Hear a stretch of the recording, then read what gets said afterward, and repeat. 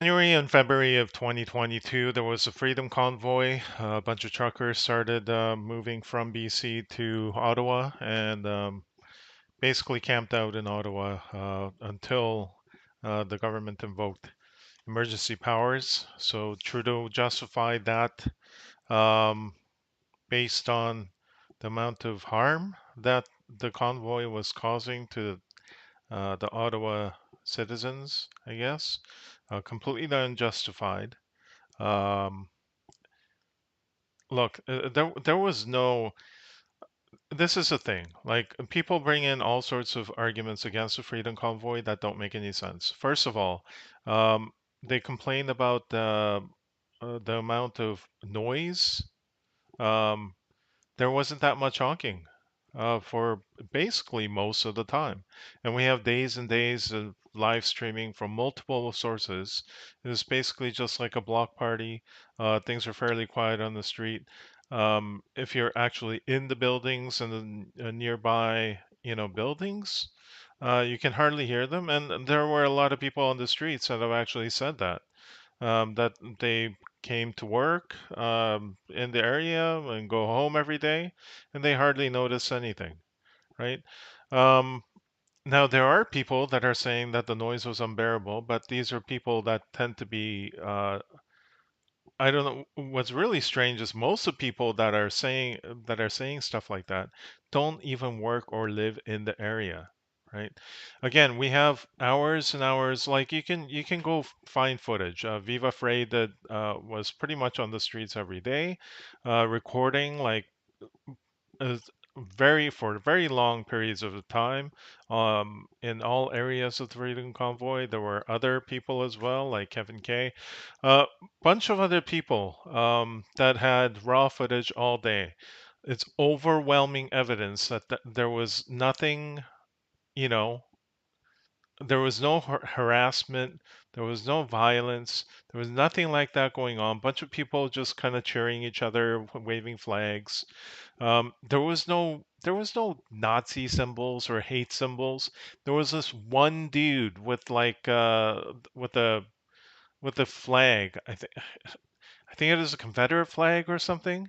Um, One dude in a mask, and everybody in the convoy told the guy to leave because they didn't want him there, right? So um, there's all these made up stories. There was a made up story about some kind of homeless shelter being intimidated to provide food or something. Uh, None of that's like the police confirmed that organization that they did not receive any phone calls regarding any incidents from that place. This was confirmed by the police, right? There's a bunch of bullshit stories made up, bunch of nonsense made up by the people in power and by the people that simp for the people in power just to I don't know what it is. There seems to be a significant segment of the population that just think that whatever the liberals are doing is correct, whatever the authorities are making you do is correct. It extends to COVID, it extends to everything. They just assume that everything that they're being told to do is up and up. And that's a very, very stupid, naive view.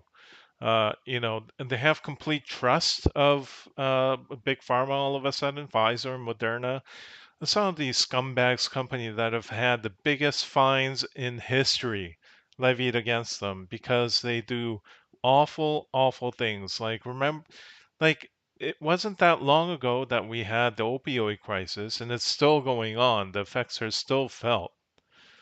Did everyone forget how the pharma companies just flat out lie to you that OxyContin was not addictive and that you could take it, unlike other opioids, without consequence of long term addictions and destructive effects? Anyway, um, so in that context, so the Freedom Convoy was uh, ended up being stopped by the invocation of the Emergencies Act. The Emergencies Act essentially enacted martial law against its own citizens. It made It basically emboldened the police to take violent actions against the protesters to remove them by force. It also enabled the government to freeze the bank accounts of many people that showed up in the convoy. And in fact, it emboldened the government to actually uh, wholesale, um, well, not the government directly, but it enabled organizations like PayPal and payment processors, things like that, to essentially, I mean, everybody remembers that they actually tried to steal the money. That basically said it's not going to go to whoever that it was donated to, and if you don't claim it, that um, uh, you know it would be forfeit. Basically, stealing money from donators, right? They did back off, and eventually, Subscribe Star, I believe. There were alternatives that tried to withstand um, powers against the or powers by the government for quite a while. But in the end, the powers that were invoked by Emergencies Act basically sort of ran over all that, any kind of attempt to sort of organize and fund the protest, right? Because they were um, arresting people for a long period of time without bail for, you know, um, just just mischief charges, which that kind of response for mischief charges has never happened before. Um, Basically, like any kind of experienced lawyer, versed in that kind of charge, in these kinds of things, they would tell you that it was abnormally long how long they held them without bail for those kind of charges. You've certainly never seen anything like that against environmental protesters, even if they're, you know, uh, even if they're blocking traffic or whatever, and they get arrested and they just immediately get released, basically. Um, but this was a political hit job, so it had a political hit job consequence. So Justin Trudeau invoked the Emergencies Act. Now, the Emergencies Act is supposed to be something. Well, technically, it was never invoked before. Before it was an act that had a different name. That sort of original act was invoked, I believe, three times. World War One, World War Two, and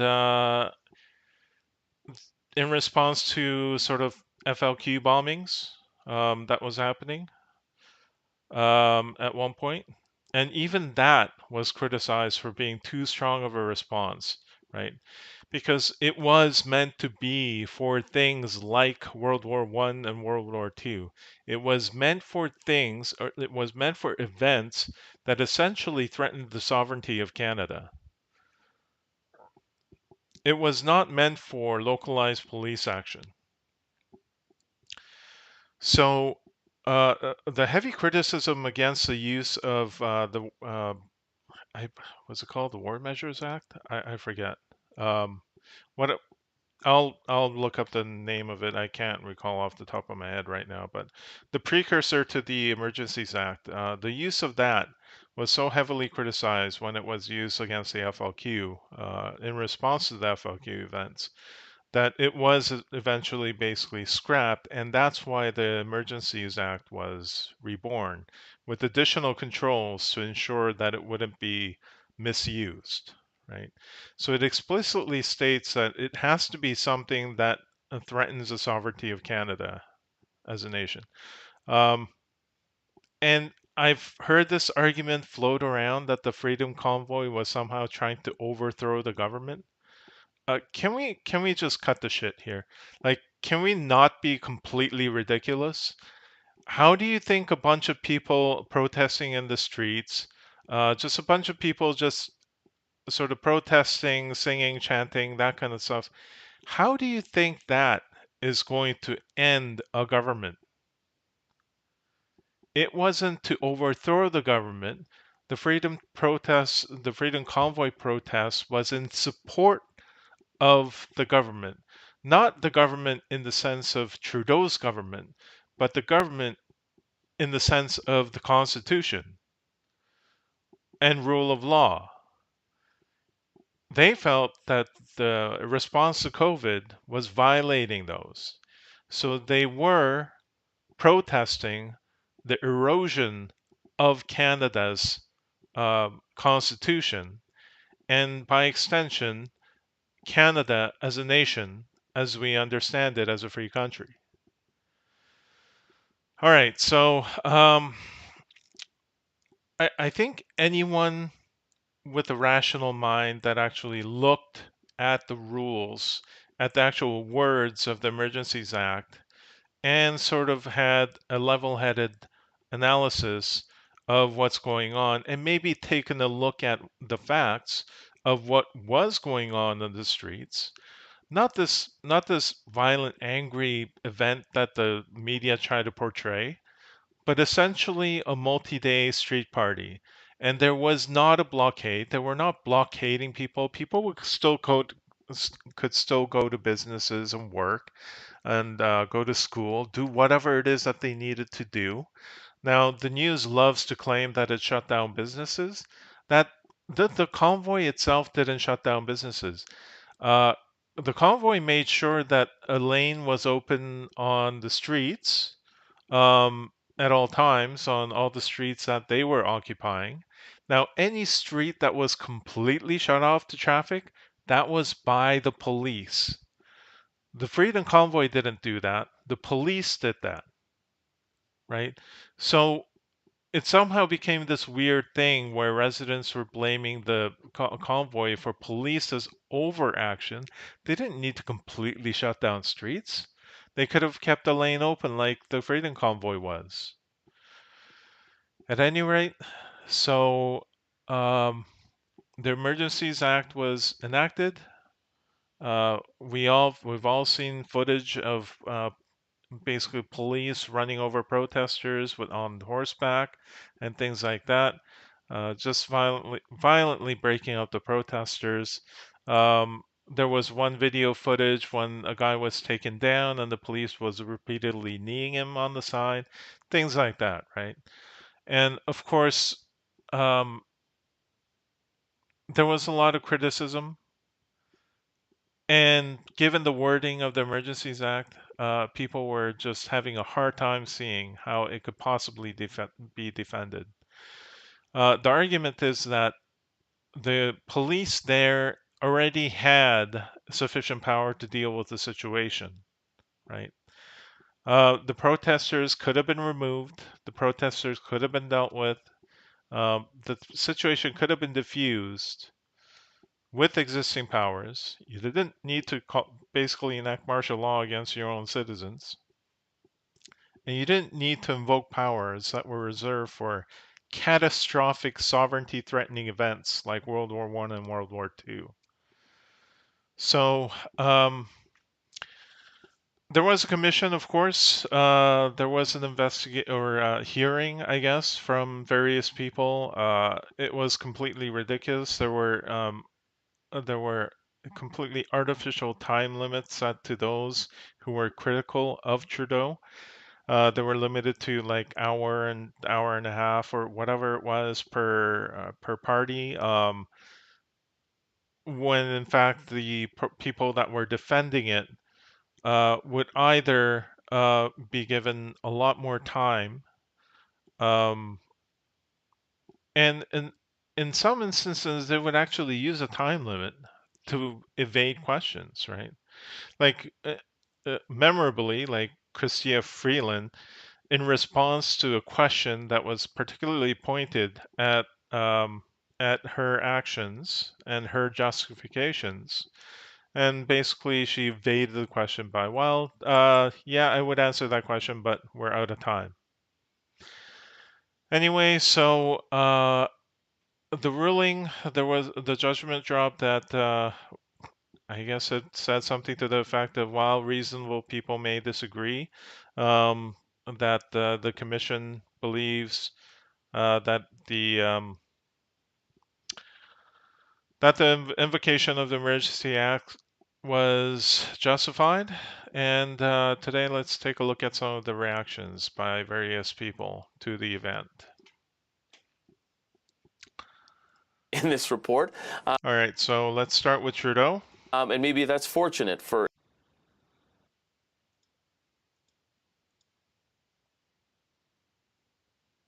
the public or to better understand to appeal. Almost got it. Thank you so much. Thank you so much. Who's speaking right? Who's speaking? Sir Justin Trudeau, who's speaking right now on the report on his government's use of the Emergencies Act to ensure transparency and accountability.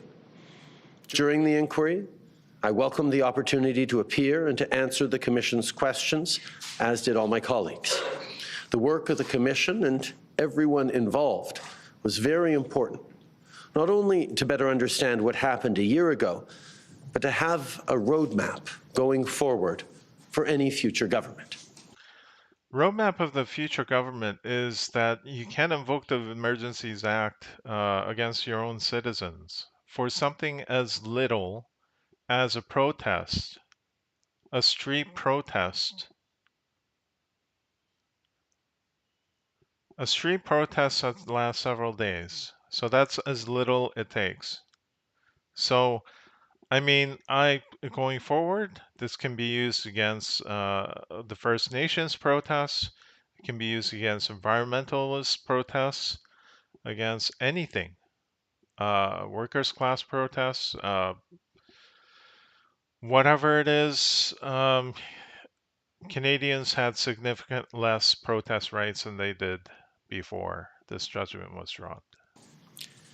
Today, the Public Order Emergency Commission stated that the very high threshold to invoke the Emergencies Act was met.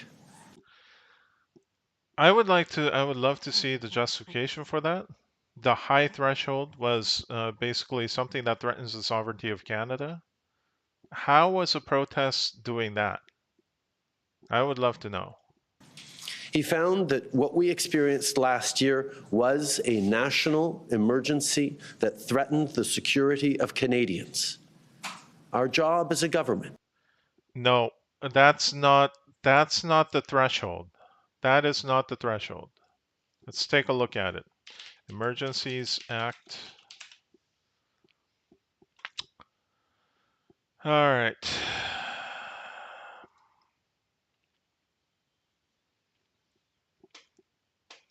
Justice.gc.ca.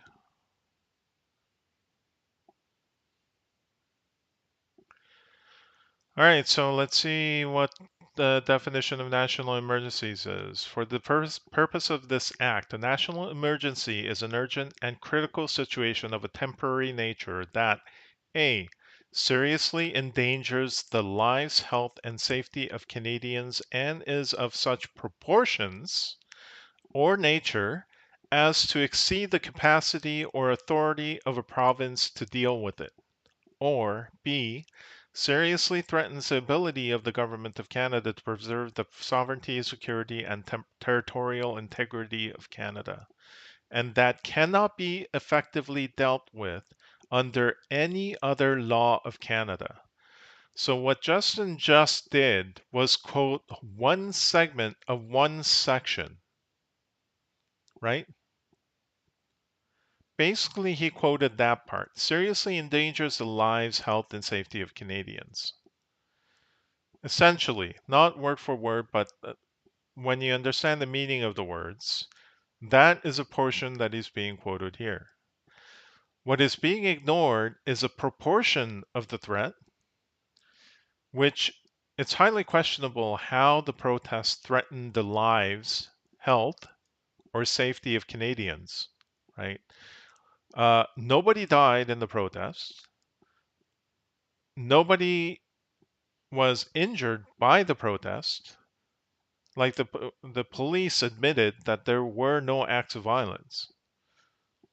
And as far as safety, that is what's being focused on. It is essentially all of this is being ignored except for this, right? And that is a very disingenuous way of interpreting this law. These are conditions that are this and this and this, or this and this, not just this, or. It's not that. There are some ands in there that are being ignored. Anyway, let's get back. Is always to keep people safe, and invoking the Emergencies Act was the necessary thing to do to remove the threat and to protect people. We've Threaten, protect people from what? Street parties? all been through a lot over these past years.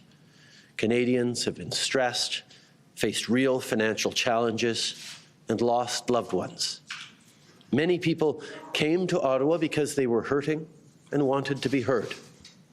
In our country, everyone has the right to protest peacefully. That's a fundamental right that government will always defend.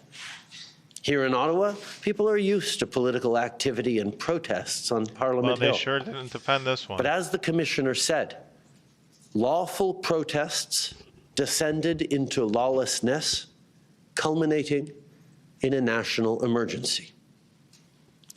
What lawlessness is there? Like, what was a lawlessness what was the order, lawful protest in the beginning of it, and what was a lawlessness at the end of it that invoked the emergency? What's the contrast there?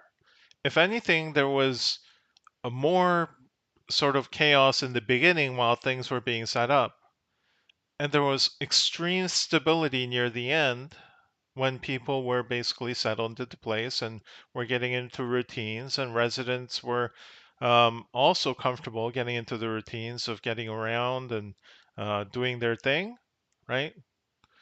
I don't understand. Like, this is all just nonsense so far. Streets were blockaded in our capital city for weeks, causing serious harm to families and small businesses. Harm to families and small businesses. Look, any businesses that closed, they did so voluntarily, right? They closed their businesses. The mall in their area decided to close when they didn't need to. And you could see it. There was a cafe that remained open during the protests. It's actually a pretty famous one coming out of this one, or well known from these events. A cafe remained open, and all like a lot of the truckers went in and used it. It was having more business than ever. Now, afterwards, the police was harassing them because they were serving Freedom Convoy people. And there are video footages of that. I mean, go ahead and watch. But yeah, the fact was that people could run their business. People could go to their work. Some people chose not to and then blamed the protests for it. And in fact, the police were punishing businesses that tried to remain open by harassing them afterwards. Aux frontières, à plusieurs endroits du pays, les many borders every place in the inspire others to act out. Canadian economy. And at Coutts in Alberta, Just guns skipping were the French found at the portions. blockade. There was a real risk that people promoting ideologically motivated violent extremism could act out, The guns were never or that they could related to the inspire protest, by the way. others to act out against their fellow citizens. The situation was volatile and out of control. There was actually The no Emergencies evidence Act tying provided the us guns with to more the protests tools in any to way. safely All bring they the have illegal is just blockades and conjecture. occupations to an end. Let's be clear. What are those other? What? Let me just go back for a second. There was a real risk that people promoting ideologically motivated violent extremism could act out, or that they could inspire others to act out against their fellow citizens. So things that could have been done that did not happen. Police confirmed that there was no acts of violence. So basically, a bunch of gun seizure that was completely unrelated to the Freedom Convoy that they sort of bolted on as being related by just lying about it. The situation was volatile and out of control. The Emergencies Act provided us with more tools to safely bring the illegal blockades and occupations to an end. Let's be clear. We didn't want to have to invoke the Emergencies Act. It's a measure of last resort. But the risk to personal safety, the risk to livelihoods, and equally, the risk of people losing faith in the rule of law that upholds our society and our freedoms, those risks were real. What is he talking about? The risk, because of a risk of not upholding rule of law, I'm going to violate the rule of law by invoking a Emergencies Act? Completely unjustified? And then basically have a commission justify it after the fact? If you guys don't recall the timeline of events, Trudeau called the Emergencies Act. The only reason he could do that was because he gained support of the NDP, of Jasmeet Singh, by basically promising a whole bunch of things, which he didn't deliver, by the way. As soon as the Freedom Convoy event was over, and basically events resumed, and as soon as the first thing that came up that NDP wanted to get done, basically the Liberals shot it down. So, I mean, that's just the NDP isn't what the NDP that it used to be. Completely ridiculous. And after it passed the House of Commons, it needed approval of the Senate, of the upper house. Now, Justin didn't even try. He just let it run out. And, you know, like, was it because like he got everything done in that week's time or whatever? Maybe. But I think everyone also knew that he would have had a heck of a time getting it through the Senate. Those in the Senate are not as easily controlled as the people in the House of Commons. Right? Not as easy to whip their directions. Responsible leadership required us to restore peace and order.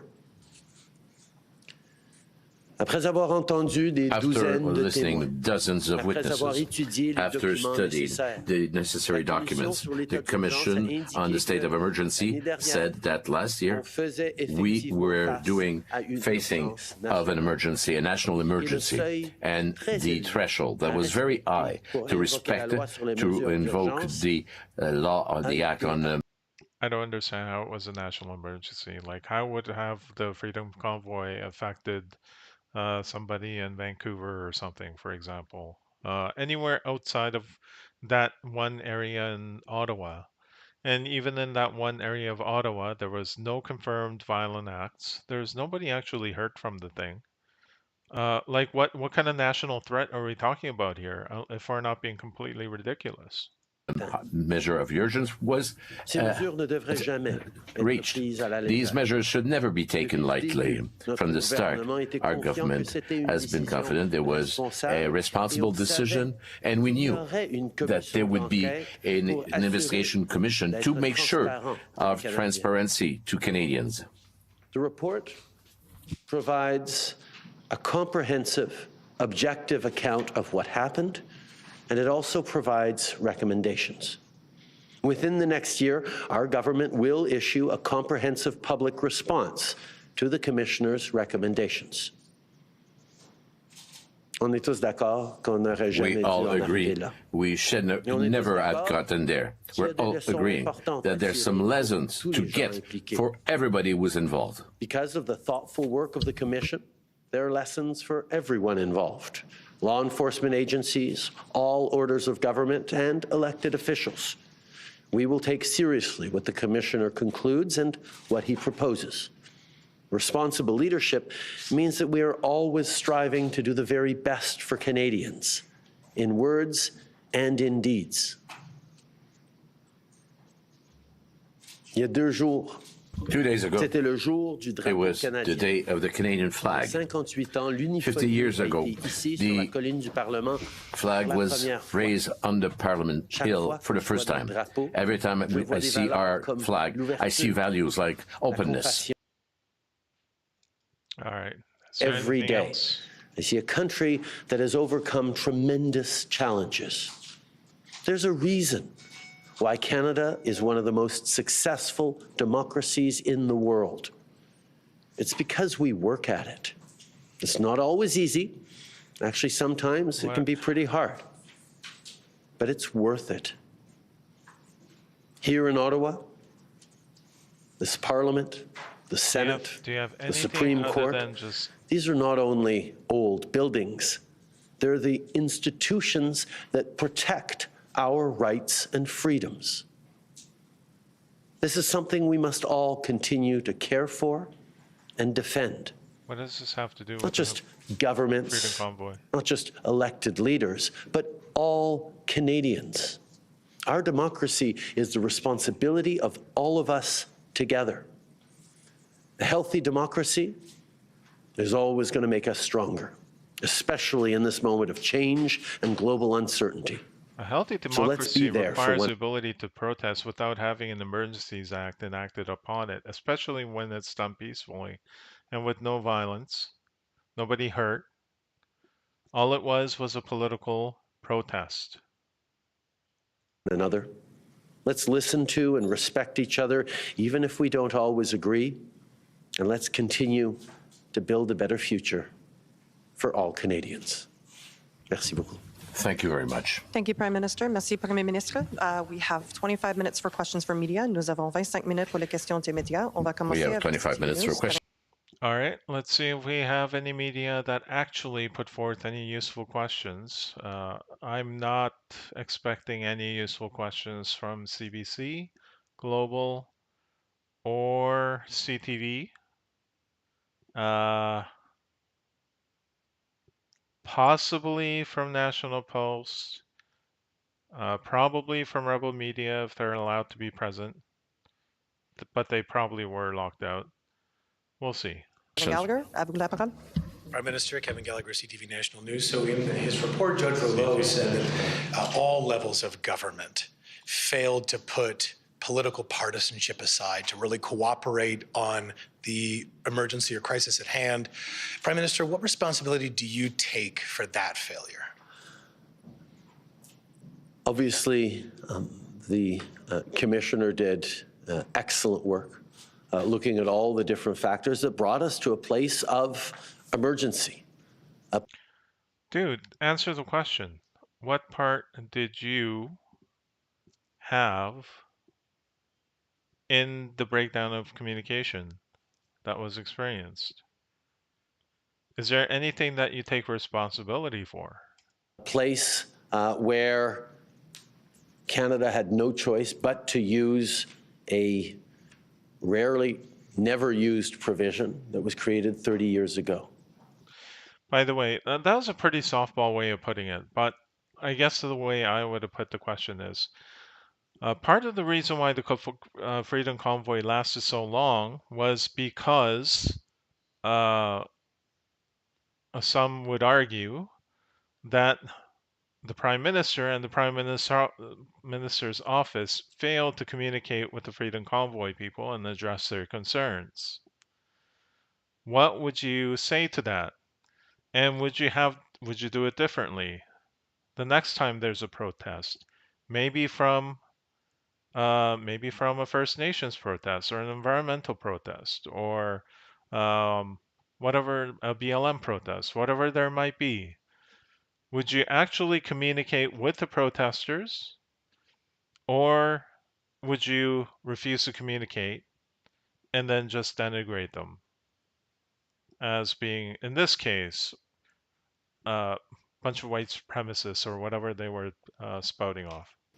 I think we all have to make sure we are reflecting on what to Okay, so maybe at the end, at the tail end there, maybe I got a little bit too polemic, but essentially I would have asked, look, do you take any responsibilities for not addressing or having a conversation with the freedom protests and letting it last that long?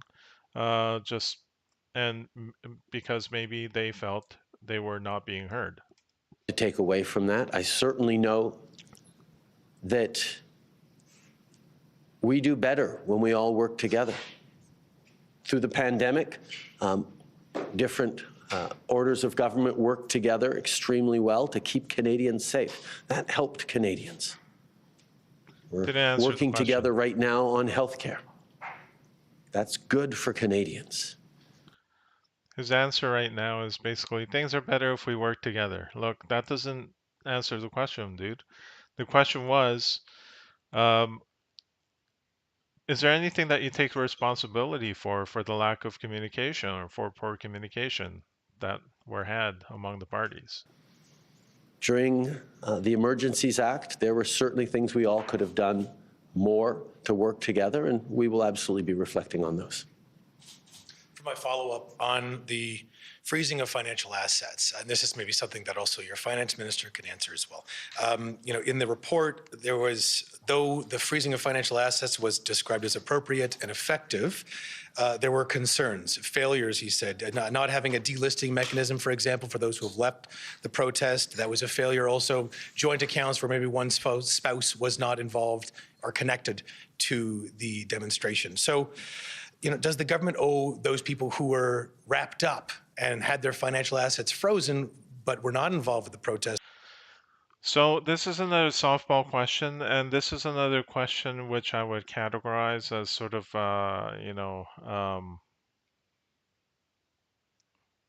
yeah, I'm not sure how I would put it.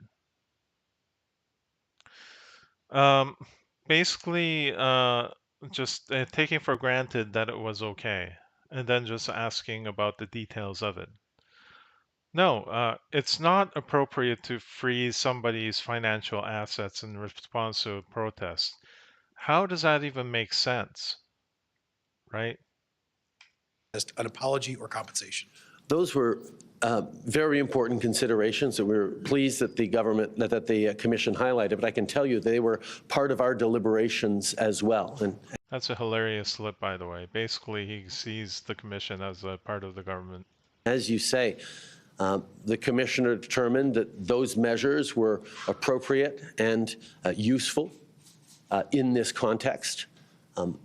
Absolutely, there are things to learn on how to do this better if ever a government has to face a similar situation. But we were incredibly thoughtful. So far, if there's another protest that lasts several days and occupies a portion of a city or a town or whatever, for whatever reasons, they can freeze your bank accounts and they can basically enact martial law through the Emergencies Act and basically have the power to use unlimited force against you. That's what he's saying. Thoughtful about how to make sure we could end this challenging situation as quickly and as safely as possible.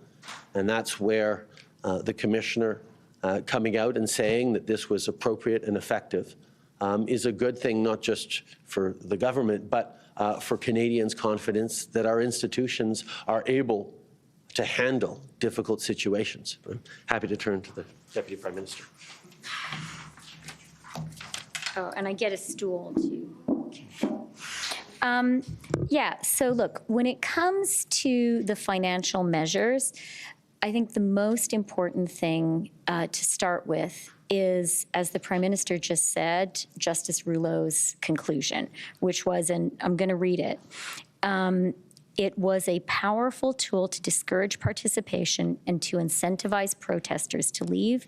I am satisfied that it played a meaningful role in shrinking the footprint of the protests, and in doing so made a meaningful contribution to resolving the public order emergency. That is his broad conclusion on the economic measures. It's what we believed at the time, and I'm really glad that. Look, of course, everything seems reasonable once you characterize something as a national emergency, but the fact is that it was not, and it's ridiculous to say that it was a national emergency. Anybody with a level head can see it. Anybody can understand that it's really impossible to square the wording of the National Emergency or of the Emergencies Act with what happened, unless they had a very distorted view of what happened on the streets.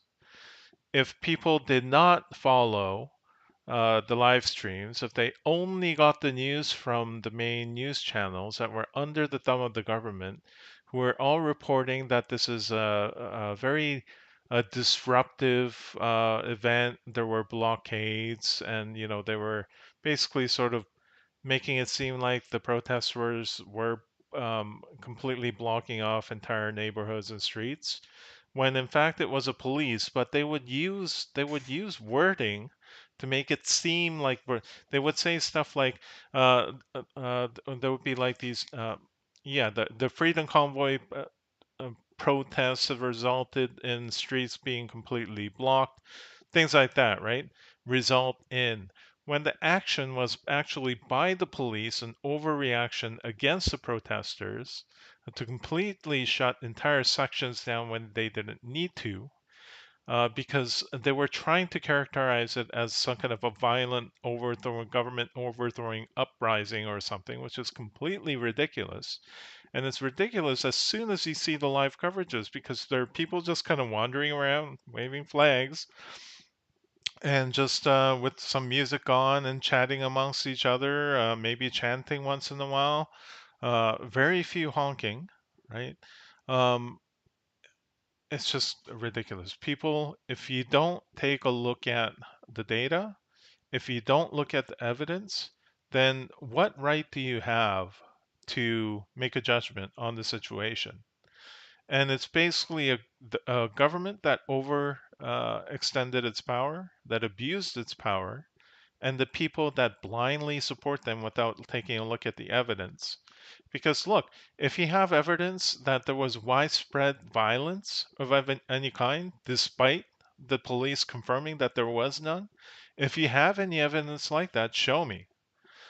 Like, if there's anybody that completely disagrees with my characterizations of things, go ahead, leave a comment. When you leave a comment, put some evidence there. And what I count as evidence is actual footages or images of things that are being done by the protesters, not some news clip from CTV or Global or some nonsense that is just making stuff up. Let's see some actual evidence, all right? I have hours and hours and hours of live coverage from multiple people on the street on my side. What do you have? Come at me, bro. Having looked at this so carefully, Justice Rouleau agrees. I would also add that what was so important for us in putting in place these economic measures was our overriding objective, of course, was to end the illegal blockades and occupation. It was to do so without violence, without anyone being hurt. And the economic measures were a tool that really helped make that happen. Wow. That's more of a threat than anything else. It's basically, okay, well, we could freeze your bank accounts or we could beat you up. That's basically what she's saying. On the specific question about unfreezing accounts, Justice Rouleau also points out a couple of things. He points out that on February 21st, an order issued, a statement from the RCMP effectively instructed that all accounts be unfrozen. Of course, when the measures were lifted on February 23rd, they were unfrozen. And he also pointed out in his own report that work was done urgently at the time and was being done between the government and law enforcement bodies and banks to ensure that there was a process in place to unfreeze the accounts. So all of that was happening. As the Prime Minister said, What is all of that? The instructions to unfreeze? Basically, she's saying, oh, well, you know, like we did freeze accounts in response to a lawful protest, but it was unfrozen eventually. Um, and actually, I don't know if all that was, we don't know if everyone's accounts were unfrozen. The last time I heard, we had no confirmation of that. Like, was all the money that was donated for the Freedom Convoy also unfrozen, or is it still sort of locked away somewhere? We'll need to find out. in the very horrible event that this ever has to happen again, for sure, there are some lessons for us. She's just threatened to do it again, bro. Okay. So if anybody is going to protest anything from this point on, watch out, because it's going to happen again. Lessons learned for the next time, right? Thank you. Next question, Ryan Nolte. Yeah, Prime Minister Ryan Tumulty, National Post. The commissioner said that your government was justified in invoking the act, but it also says that invoking the act should have been avoided. He's quite clear on that front, and that he says it was a failure of federalism as well as a failure of policing. I'm wondering if you think that more should have been done, that you should have gotten involved earlier to avoid having to invoke the act.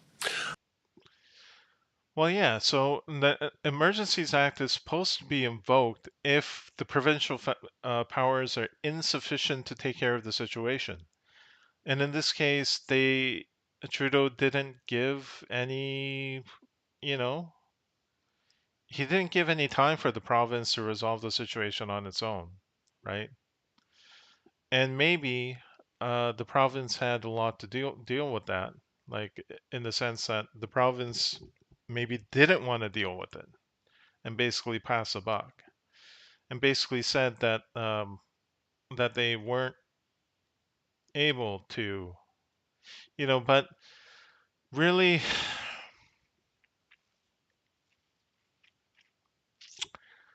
It, I wonder. The bad thing about all this is I can't believe any of them. I can't believe Trudeau. I can't believe the province of Ontario. I can't believe the city of Ottawa. None of this. They just lost all credibility. It's ridiculous. So basically, there was a political protest. Nobody failed to engage with the protest. The person that was supposed to engage with the protests in the dialogue was supposed to be Justin Trudeau, because uh, the protest had to do with basically with it's issues that are under the wheelhouse of Justin Trudeau at the federal level, right? Okay, but anyway, we'll see. So he completely failed to communicate. So is he going to take any responsibility? My guess is not. Obviously, it took failures. It took systems that weren't able to solve a situation that ideally would have been able to solve by a robust set of institutions and principles like we have in Canada, that we would need to invoke an Emergencies Act. It is unfortunate. It was undesirable. We didn't want to do it. But we got into a place where there was no other choice to keep Canadians safe, we felt, than to do this, and that's what we did. And indeed, the commissioner found that, yes. At the time that you invoked it, how many people were injured by the Freedom Convoy people? How many? We met that very high bar. There should be a very high bar for invoking the Emergencies Act, and we hit that. No, you didn't meet it. Anybody that can read English, anybody that can read the Emergencies Act can basically tell you that you didn't meet the high bar. If you met the bar, it is a pretty damn low bar. Just compare the facts of what happened on the streets of Ottawa to what is required in the Emergencies Act wording itself.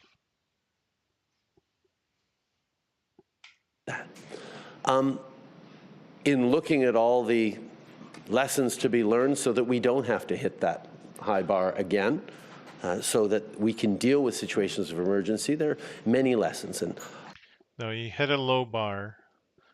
You hit a very low bar, and you use your political influence to justify yourself afterwards through the commission.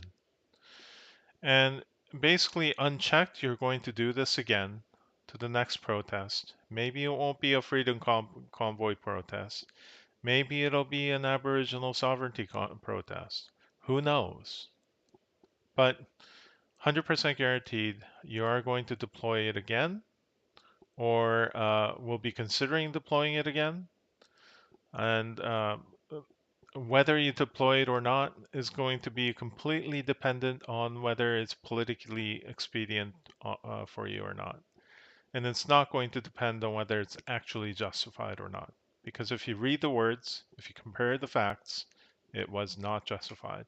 obviously, as a federal government, we will continue to do everything we can to work collaboratively across orders of government with partners in the provinces. And we are just hearing Prime Minister Justin Trudeau speaking on his government's use of the Emergencies Act and the report that's come out. The threshold to make the Emergencies Act, he says, was met. That is what the commissioner reported.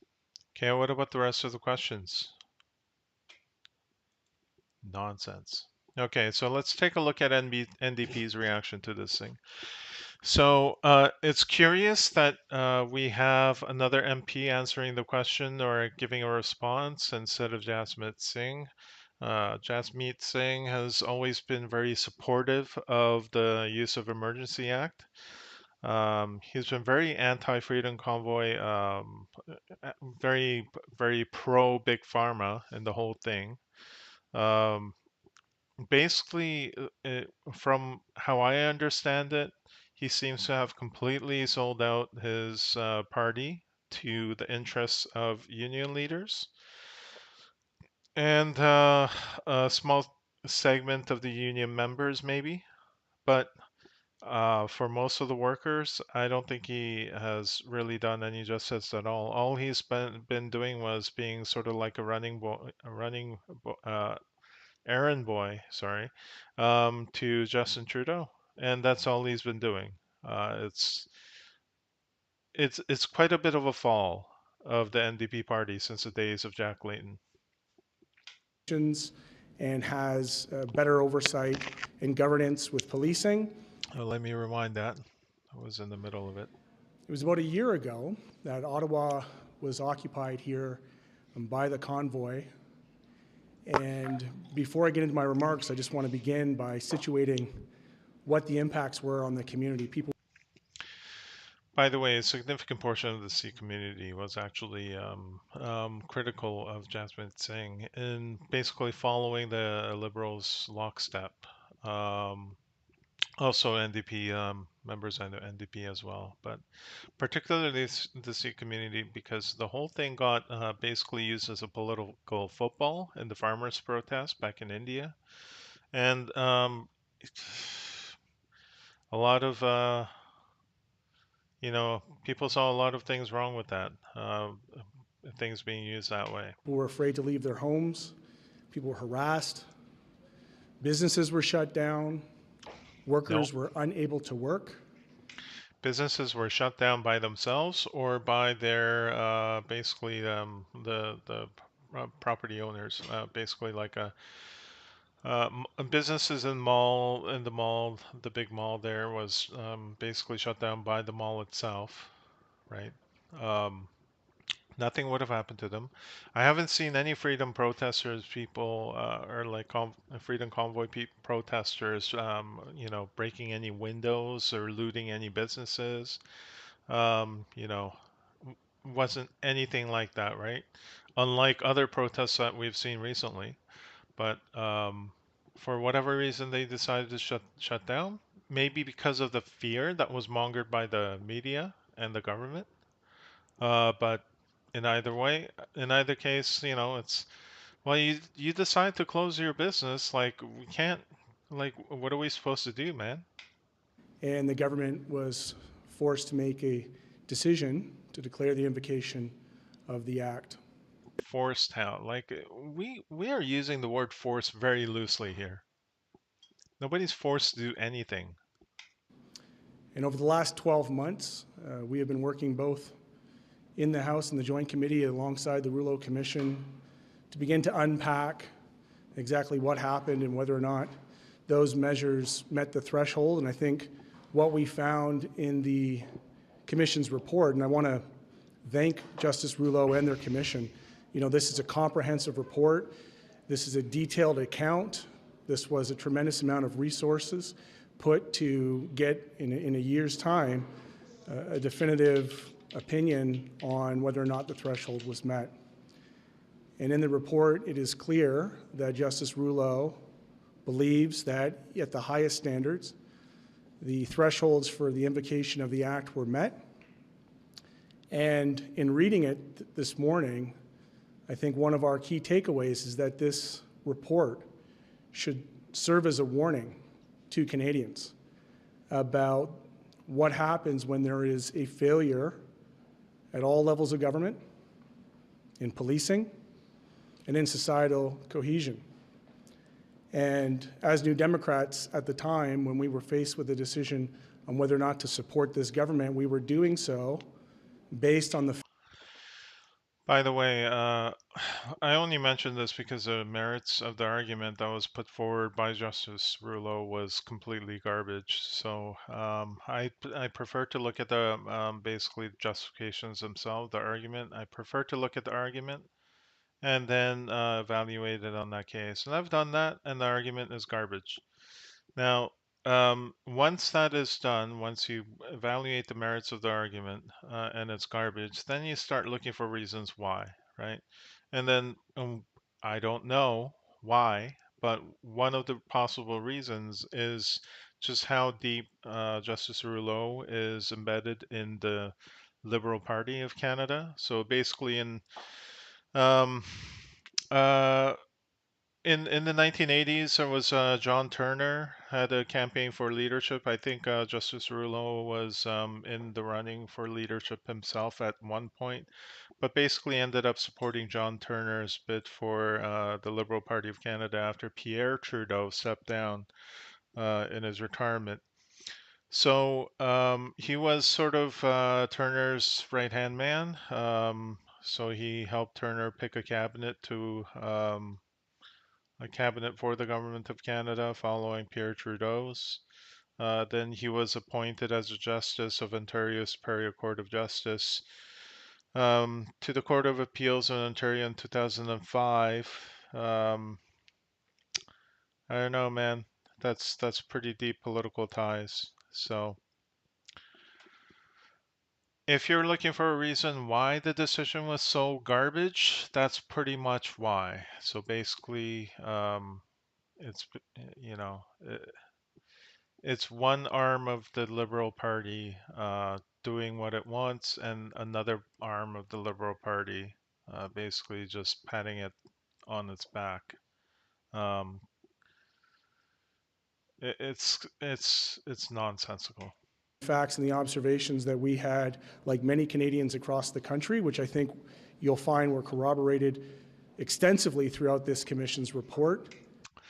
So NDP is in a hard place right now. First of all, Jack got caught so much flack for supporting the Liberals that hard that I guess the rest of the party has sort of learned a lesson from that.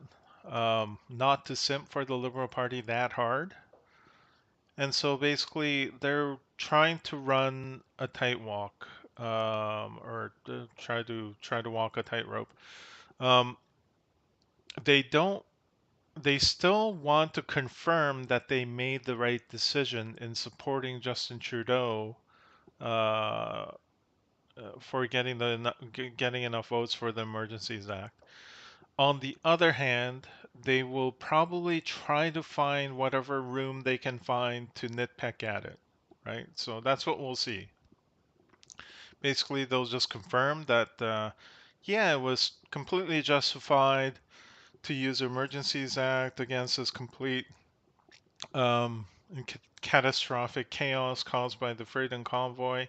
But, uh, you know, Justin Trudeau bad because he failed in this and this and this. And we'll find out what it is that they're going to nitpick at. We certainly, take no joy in where we're at here today, and I think it's our responsibility as legislators to move forward with the recommendations that were contained within the report, and in the conclusions of our joint committee, hopefully prepare our own parliamentary report back to the House of Commons and the Senate to contemplate the amendments that might be necessary to ensure that this Emergency Act does not need to be invoked in similar situations. Well, you set the bar so high or so low. Like, how are you possibly going to stop the government from invoking it again? Right? The government is probably not going to be you. NDP is trailing way behind. So it's going to be either Liberals again or the Conservatives. The Liberals are going to just use it willy-nilly because they will have the power and they will have enough court appointments from their past to basically greenlight anything they do. And we've already seen that in this commission. So, and conservatives, if they decide to use it, I doubt that they will because they're going to be sort of going at Justin Trudeau hard against this. But if for whatever reason they do in the future, I mean, how are you going to stop such a low bar? Like maybe the conservatives will use it against an environmental protest using the same justification that Justin Trudeau did. And the bar will be so low that nobody will be able to stop it. I think what's most telling, particularly, is Rouleau's commentary on the failure of policing and public safety. Their recommendations contained within the report, I would say what's most stark for me is that, and I think many Canadians when they read it, is that most of the recommendations that Rouleau has in the report, most Canadians I think would assume that those processes would already be in place. But of course, this report is an indictment on the failures of the multiple levels of policing to coordinate a response to the growing. By the way, I've been really disappointed by the reactions of so many Canadians. Basically, a lot of Canadians' response was, well, they didn't crush this protest hard and fast enough. Like, do you not have any pride in any kind of a democracy that can actually speak out for its interests? Anything that deviates from what the government deems as expedient? Like what happened to the people that basically fought for civil rights for women or for for uh, whether it's indigenous like the First Nations community, like what happened to these people? Like even the leaders of these various groups like First Nations, like the Joint Council of Chiefs or whatever, they came out and spoke against the Freedom Convoy. Um, Completely simping for the liberal government, which I found shocking. Like, I thought after all that residential school nonsense, political exchanges that we had, that they would be at least a little bit more critical of the government in power. But I guess not. Like, when it comes to for them, it seems to be like, hey, when it comes to our issues, government bad. When it comes to anyone else, do what the hell the government tells you, or you're bad. That seems to be the attitude in everything. Like, I mean, in fisheries as well. Like, it's just nonsense. But anyway, Unrest and the disruption and ultimately the harm caused to citizens across the country. Justice Rouleau made a very key distinction that while it is true, relatively speaking, there was no violence, that the harm that was caused to the residents and the economy constituted a justification for the invocation of the act. And so now our work as parliamentarians moving forward is to ensure that Nonsense. we remedy the act in a way that creates clear definitions and has better oversight and governance with police. This is the corner that NDP painted themselves into. So, really, in the past, like what a full throated NDP critique of the Liberal government's actions in the Emergencies Act would have been, they would have went hard against Trudeau about this. They would have said, look, the government is it abuses power to crush a lawful protest. What what protests are they going to crush next? Uh, are they going to crush the next protests that we have over minimum wage if we do?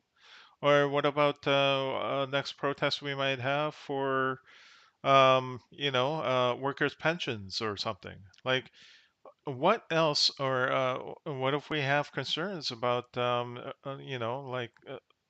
environmental concerns or working conditions, whatever it is that affects NDP's base as a whole. Um, how like how did they paint themselves into this corner? Like basically, Jasmeet Singh took them in this path that is completely simping for the liberals, and tribal political warfare being what it is, the people that ended up being the only remaining vocal people in the NDP party ended up being the same kind of types. So basically, pro big government, pro big pharma, do what they tell you, but once we get in power, we're going to make things, we're going to enact way higher minimum wages or this or that, probably more bigger social security program. All these socialist policies that they're just dying to enact if they get in power. And to pave the way for that, they're just giving more and more power to the government. So those are the people that the NDP is basically catering to at this point. And I don't know how that's going to work out because you're never going to get in power.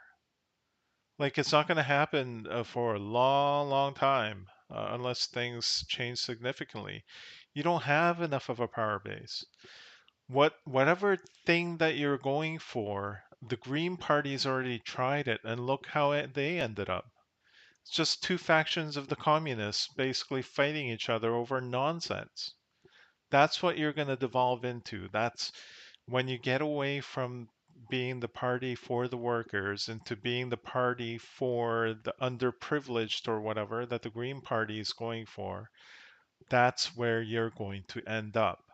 And you've painted yourself in this corner because you supported uh, liberals to try to get more power, and you didn't. And the next time it came to an issue where the NDP and liberals were at odds, liberals just did their own thing. They completely ignored the support that you gave them. It's just going to happen over and over again. So we have these two MPs over here just standing in where it should have been the leadership of the NDP. Maybe Jasmeet's on vacation or something, but it should have been Jasmeet. This is a fairly significant event.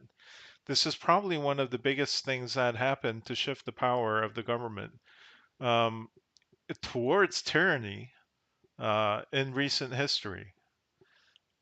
Certainly in all of Emergencies Act history, certainly in all of the history preceding it, of the act that preceded the Emergency Act, there's never been anything this insignificant that justified the use of Emergencies Act, basically full martial law, including seizing people's bank accounts, basically taking their money, holding people for misdemeanor charges without a possibility of bail, ridiculous bail amounts.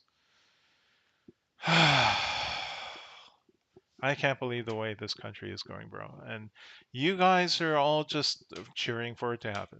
Policing, and ultimately to better address the grievances that are put before us so that peaceful protests don't descend into the lawlessness that was experienced here in Ottawa and across the country. I'm happy to answer any questions. Oh, sorry, I will allow my good friend Daniel to... Come on, man. Bonjour tout le you monde. forgot all about Nous sommes Daniel. ici pour répondre au rapport final du commission Rouleau. Puis je vais commencer juste en remerciant juge Rouleau de tout son travail. Does the NDP not get any Son rapport nous translators? ramène à février à cause d'une réponse et recommandations. If this is something that versus Une telle mesure. All right, we'll Son skip it. I'm just going to assume that he's saying the one same of the comments content, about the just in French. delisting mechanism that needed to be there when they're freezing financial resources, that's a failing. So, how much of a failing is that? If this is something that really took away the rights for people to get to their money and so on, their financial assets, is that a violation perhaps the government should try and make amends for in some way? So again, NDP has to sort of justify its support of Pierre Trudeau, but it also has to try to criticize it in every chance it gets, because right now they're looking real bad for supporting Justin so hard and so unconditionally. Well, I think Rouleau was pretty clear that by and large, the measures that were invoked by the government met the threshold and were effective, with some exceptions. And the Commission's report was also fairly clear in articulating the appropriate balance using the Oakes test on the Charter on proportionality. And I think given the flood of an influx of money that came in both through digital assets and through direct deposits, that the government would have to take that particular failure into account, as would the whole House, in our recommendations moving forward, and make sure that there's clear definitions and thresholds on the financial side of those disclosures. But I think that Rouleau was fairly clear that whatever limitations were put forward, in his opinion, fully met the 3 points of the Oakes test. So basically completely simping for the Liberal Party still. No criticism detected. So basically whatever Justin Trudeau did, and whatever his Justin Trudeau's bro, Rouleau, backed him on. That's it.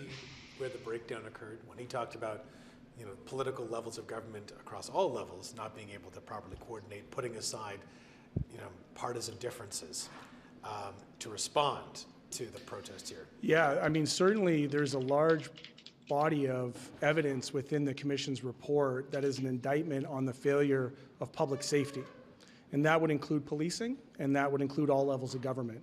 He made specific reference to, and I think you've just referenced this, the partisan nature in which he called federalism a failure. And I thought that that was a pretty significant statement for Justice Rouleau to make, and in doing that identified just the lack of presence that the Ontario provincial government had under Doug Ford, their reluctance to be at the tables for integrated command, and ultimately even their reluctance to participate in the Commission's review, which made it difficult for him to then provide any type of opinion on why they made the decisions that they made. But it's to be noted that the province invoked their Emergency Act. It's to be noted that there were significant governance problems locally here in Ottawa between the OPS, and there's a pretty extensive body of information within the Commission's report that talks about the breakdown of policing locally. And if you'll recall, Perrin Mbidi in his early testimony, both at the Joint Committee, the Joint House Review, and in the Commission, I think demonstrated that the Act as it was written never contemplated this type of failure of policing. And so that even if it's true that there were existing laws in place that could have been utilized to prevent this, to de-escalate it, and to dissipate it, ultimately what occurred here, and it's evidence within the Commission's report, is that, particularly to the convoy occupation here in Ottawa, is that there was an inability to write bylaw tickets, make arrests, press charges, and that is what resulted into the descent into lawlessness. And I would respect that Justice Rouleau would use. What kind of lawlessness are you talking about?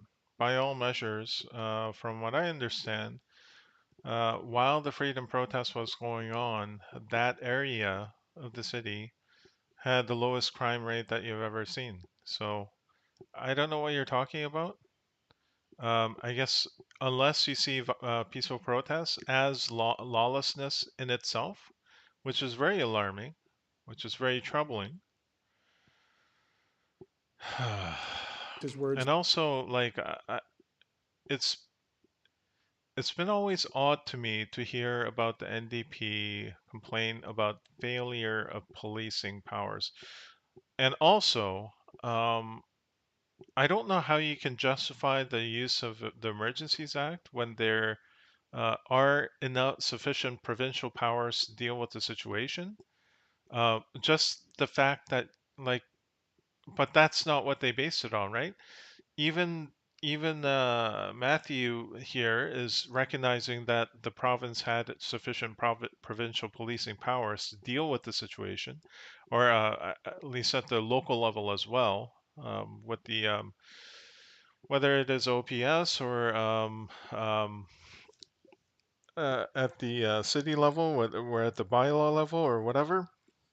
Anyway, in its conjunction at both the municipal and the provincial level, they had enough powers to deal with it. It's just they didn't. Now, I've never heard of the argument that, it's like, well, even though the provinces have the power, just by merely not exercising those powers, they can punt the issue up to the federal government and have them invoke the Emergencies Act. That has never been a thing. So I don't understand.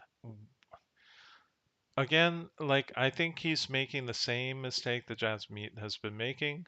I think the direction of NDP party is completely garbage.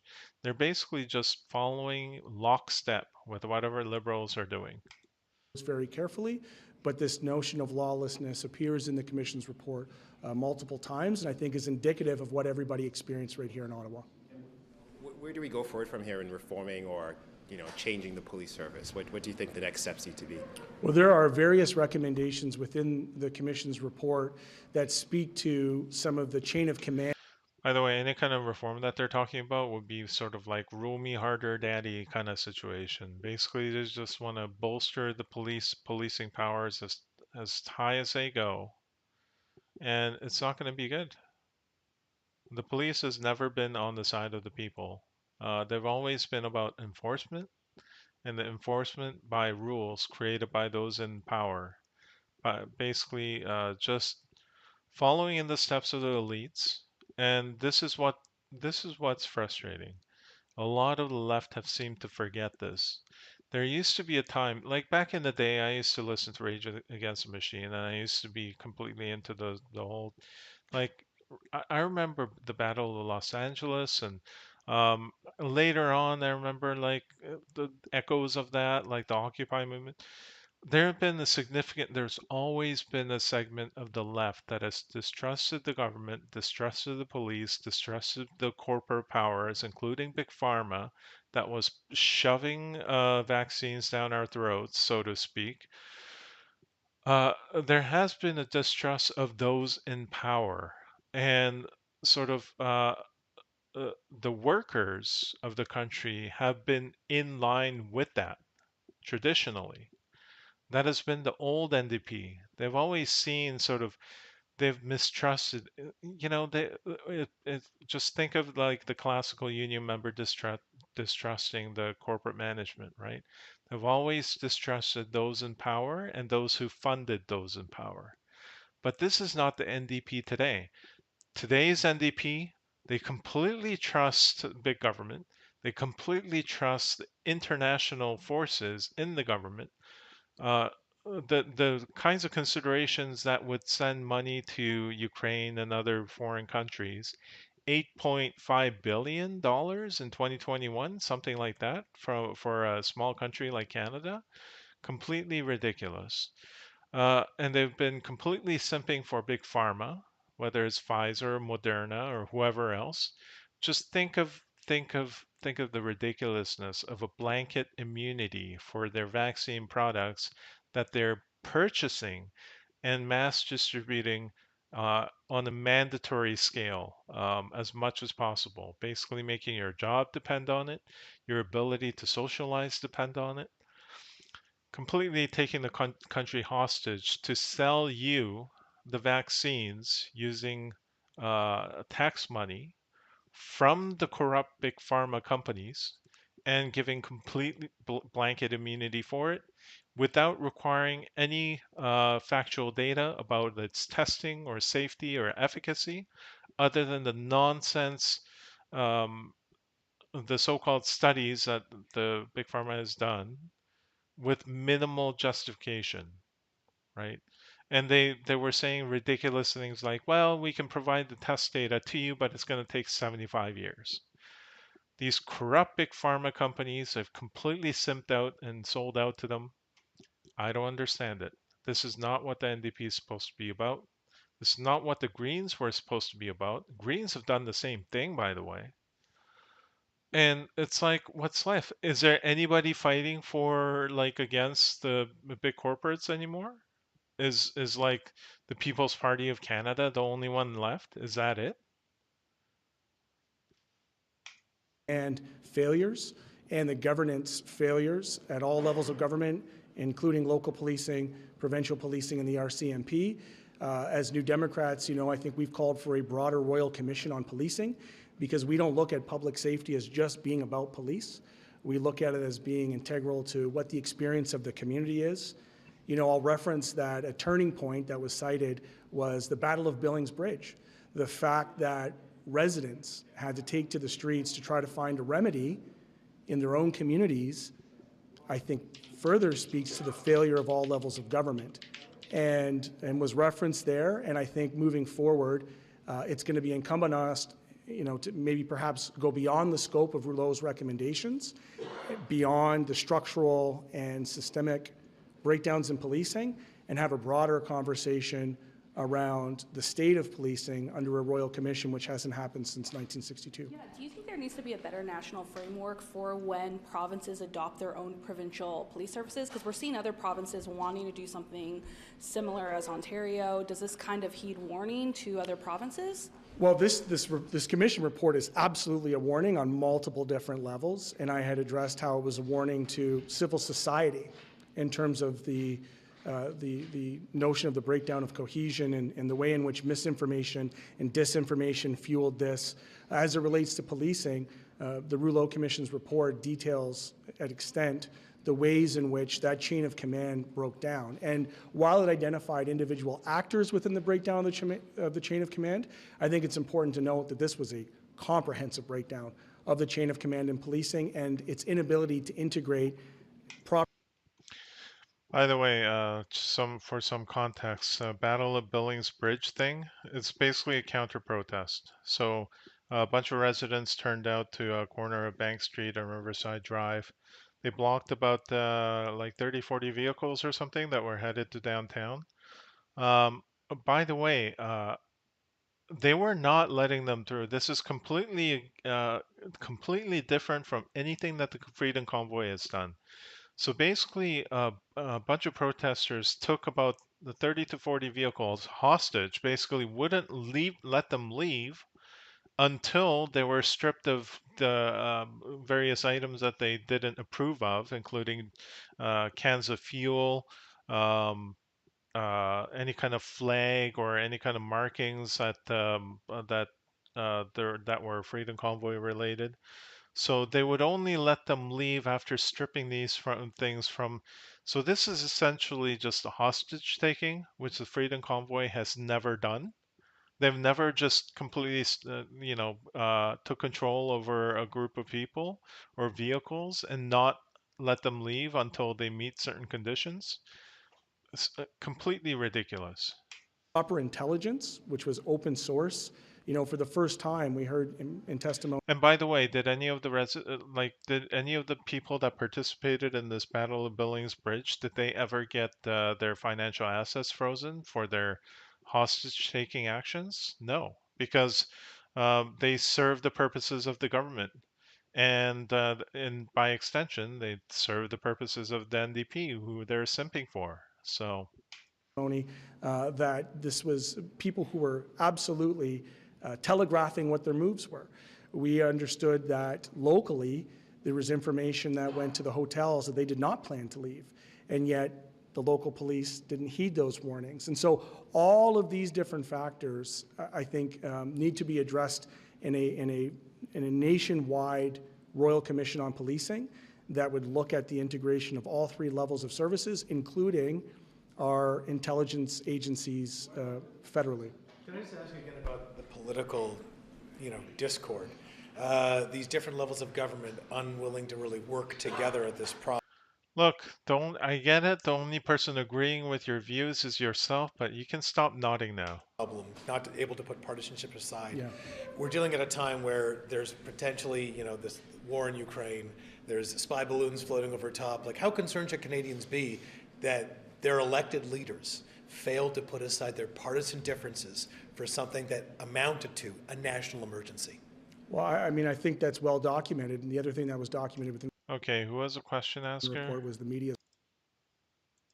Their partisan differences aside. Yeah. We're dealing at a time where, discord. Need to be addressed. Look at the integration of all three levels of services, including our intelligence agencies federally.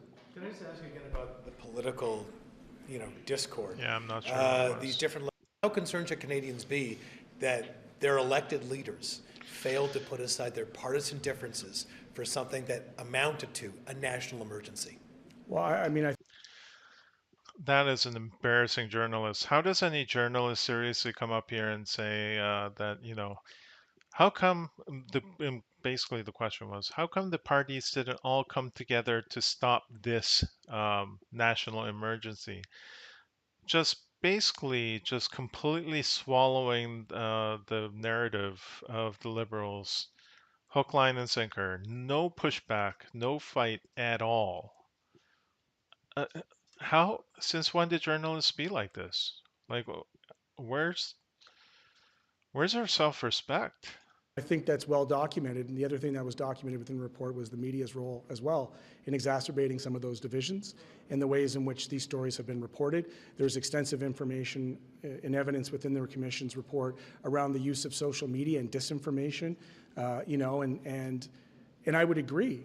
There's a segment in the report that highlights the Prime Minister's comments towards the convoy occupants as being generalized to the entire movement.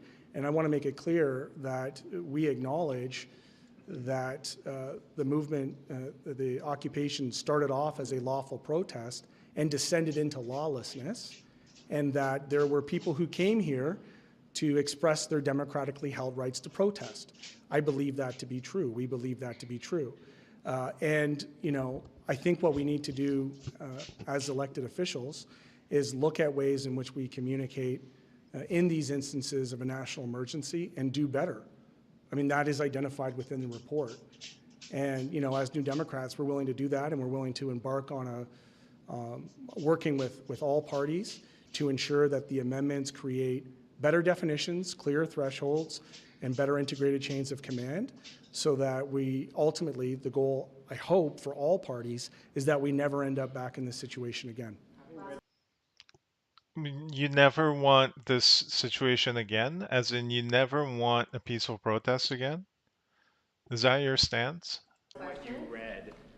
Can I just have two questions? Having read what you read, any reason, is there any way Lucky could have stayed on, Commissioner Lucky? I think it would be a mistake for anybody to personalize the failures of what happened to individual actors, and we've seen within the report references of people being scapegoated, and I think whatever happened with Commissioner Lucky, happened separate from what I read today. We need to have a comprehensive review, a Royal Commission on Policing, and we need to look at the systems and the structures, and we need to have an honest discussion around the ways in which there were multiple failures at multiple breakdowns at all levels of government. I think it would be unfair to... Commissioner Lucky is a commissioner of the RCMP, by the way, Lucki. So, to the extent that it's incredible that the journalists are insinuating this, basically, they're saying that they're sort of insinuating that the retirement has to do with, given its timing, it has something to do with the failure of the RCMP to deal with the protesters hard enough. Can you believe that? Like, can you believe that any journalist worth their salt would take that approach? Anyway. Place this at one person's feet, and I'll leave whatever interpretations the commission... One person has 2 feet, that's correct. It is plural feet. I know you were hesitating there for a second, but... Commissioner had to her departure for herself to answer. And I'll give you a break. Mr. Blakey, can I just ask you a question? Today's a busy day, lots of news. We're also getting the government's just transition plan and legislation, something that the NDP called for. What do you make of the plan, and also what do you make of it being tabled on a Friday, where people probably won't be paying attention to it? It might not get the scrutiny that it deserves. Well, obviously, as you know, we're here to talk about Judge Rouleau's report, and that's been certainly my focus for the morning. The reason why we have insisted on the government presenting a real plan for what the next stage of our economy looks like is globally we see many of our partners and allies trying to lower the carbon content of their own economies is because we don't want to see workers get left behind. And what we know for sure is that if we just sort of slow walk into the future without a very intentional plan for how Canada is going to be competitive in the new energy economy, it's workers that are going to suffer and it's workers that are going to get left behind. Since when did NDP fight for green energy concerns? I mean, I get it. I guess that's where things have been going. I don't know. Maybe they're just following their voter base, but I don't know. This seems really weird from my experience. I mean, I've worked in warehouses before. I've done deliveries before. Like everyone that I've known, all they cared about was like lower gas prices and maybe better wages, better benefits, better working conditions, that kind of thing. That has been like the classical worker concern for me. Nobody cared about whether we're going to be driving EVs or reducing the carbon footprint of Canada because every one of the guys that I knew, they all knew that it was China pumping out like all the pollution. And until they would put some kind of a cap to that, that it was nonsense for us to worry about it other than their immediate concerns that we had, which was our wages and our working conditions and our future for our families, because we were getting left behind while the rich people, while the management was benefiting from all the economic gains whenever there was any. And whenever there were economic hardships, they would blame that and fire us and lay us off. So I don't know I don't recognize this NDP party. I don't recognize their concerns. I don't understand what they're about. So that leaves me with the question. It's like, where does that leave me? What party can I go with? Classically, conservatives and liberals have always fought, but they've always fought to jockey for the position of the powerful and catering for the powerful. They've never, like, despite they've always talk about the people, but they would never actually do anything for the people. NDP may became the closest, but now they're just completely just gone off the deep end to something that I don't recognize. So I'll leave discussion of the details of the plan for another day, but just want to emphasize that yes, Canada does need a plan. We will see with time whether the government has risen adequately to the occasion. Well, and fair enough, but there's more than one thing coming out this Friday, and I think you know, this is a plan that speaks to the next generation economy of Canada. There's going to be lots of discussion about the plan and about what that economy looks like in the weeks, months, and years to come. Do you Thank think you. Trudeau could have been a better leader throughout all of this, helping unite the levels? Yeah, the only non-softball question, and they just completely dismiss it, right? There you go. That's NDP for you. All right, let's take a look at Pierre Poivre. Today's high interest rates and rising costs. I can never pronounce his name. Pierre Poilievre? Poilievre? You calculate that you never will. So you lose hope. Worse, many homeowners are losing their houses because interest rates are going up after 8 years of Justin Trudeau. Okay, why are we talking about interest rates? What about the commission and its decision? And what about the Emergencies Act and the basically about the power for the people to protest that it eroded? Despite the fact that his government said they would stay low for long. So those people lose their homes, end on the street, and addicted to drugs. And after 8 years of Justin Trudeau, 30,000 people have died of drug overdoses. By the way, drug overdoses is no joke. It is the single biggest killer of young people. I don't, well, I don't know what else to say. It's, I don't know if it's the single biggest, but it's definitely one of the biggest. It's definitely in the top 3. And I'm thinking, depending on the demographic, depending on the age range, I think it is the first. At any rate, in part, a lot of that reason, if you haven't been paying attention to opioid crisis, it has to do with the big pharma, all the big pharma companies working together for pushing OxyContin and its derivatives, other products,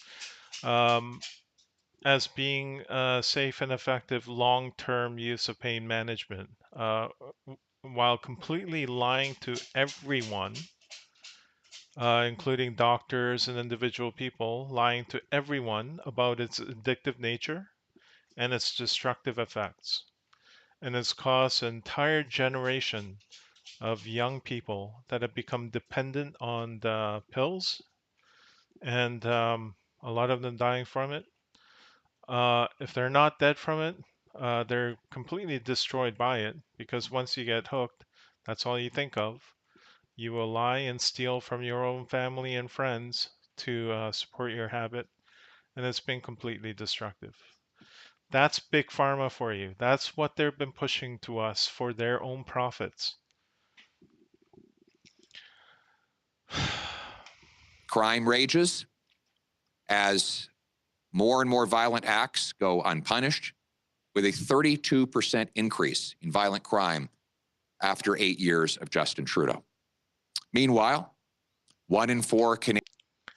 That is a thing where more and more, especially if the perpetrator of the crime is an ethnic minority or First Nations, they will basically run a catch and release program for those individuals, because it's really odd. They're very concerned about charges of systemic racism, and their way of dealing with it is ignoring crime. And that has resulted in increase in crime, and it's a very bizarre situation. Canadians skip meals, and 1 in 2 cut back on groceries because food prices have gone up so fast under Justin Trudeau and his carbon tax. People are walking into food banks, asking help with medical assistance in dying. I don't think it's fair that it's the carbon tax. Or these, I know it's a talking point, but it's not the carbon tax. It's more like, how do I put it? Basically just giving away massive amounts of money with no value generation behind it. So it's kind of like a spending theory of economic recovery, something like that, except misapplied to COVID situations. So basically, just a ridiculous amount of money has been pumped out to businesses. The government has been paying everyone to stop working for a couple of years, and that has caused incredible amounts of inflation. Uh, if we didn't do that, it was actually an opportunity for us to actually sort of, if we continue to generate value where other countries, especially our big competitors in the US and such, um, where they weren't generating the value, if we didn't follow lockstep in that program and go even harder, like we could have actually gained a competitive edge internationally and sort of driven our economy towards a higher place that we could have aimed for. But we didn't do that. We ended up causing massive inflation. Everything costs so much more now because the currency is devalued. Not because they're sick, but because they're hungry and miserable after 8 years of Justin Trudeau. Veterans who go seek help are told by their own government they should consider getting medical assistance and dying instead of getting the service they deserve. And finally, the government says that all those people suffering from mental health, understandably, with how badly things are going, the government says they should use medical assistance in the dying. This is the hopeless state that Justin Trudeau has created. In Canada today, after 8 years of Justin Trudeau, everything feels broken. But instead of fixing those things, or at least taking responsibility for breaking them, the Prime Minister seeks to divide and distract. See, he thinks that if you're afraid of your neighbor, you'll forget that you can't pay your rent. If you're afraid of a trucker, you might forget that you're hungry. It's classic scapegoating, man. So basically anybody, they've done this with the PPC party, they've done this with truckers, they're going to find some other people to, they've done this with white people during the BLM protests and such. They're going to try to find an enemy to scapegoat. It's the same thing that has been going for centuries in all of humanity. And, you know, as much as the liberals will pretend that they're evolved, they're not. They're using the basic same destructive scapegoating tactics that humanity has used for millennia. And take your eyes off of the guy who caused the problem in the first place. Now, don't take my word for it. This is what a Liberal MP said when he commented on the Prime Minister's conduct. Stop dividing Canadians. I'm quoting, stop dividing Canadians. To stop pitting one part of the population against another. I can't help but notice, with regret, that both the tone and the policies of my government changed drastically on the eve of and during the last election, from a positive and unifying tone to a decision was made to wedge, to divide, and to stigmatize.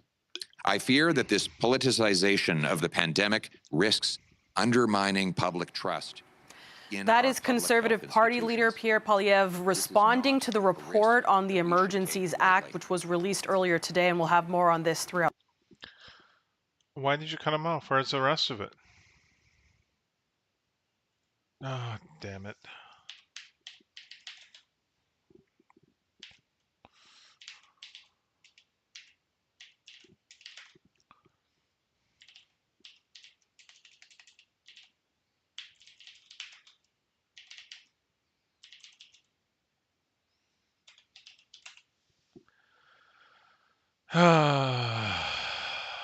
Ridiculous. Let's see if Global News has a clip.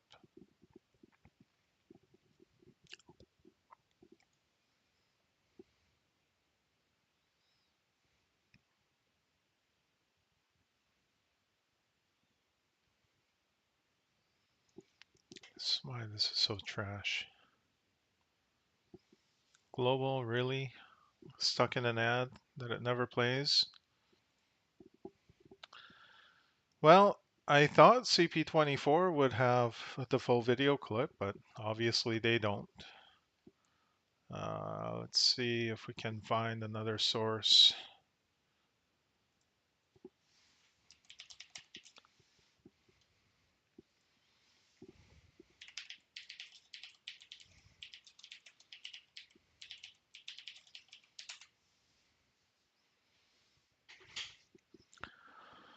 All right. Do we have anybody else? Tastes like more. Oh, good God.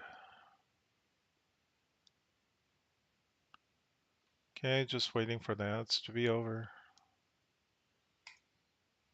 Prime Minister Chrystia Freeland said that COVID was a political opportunity.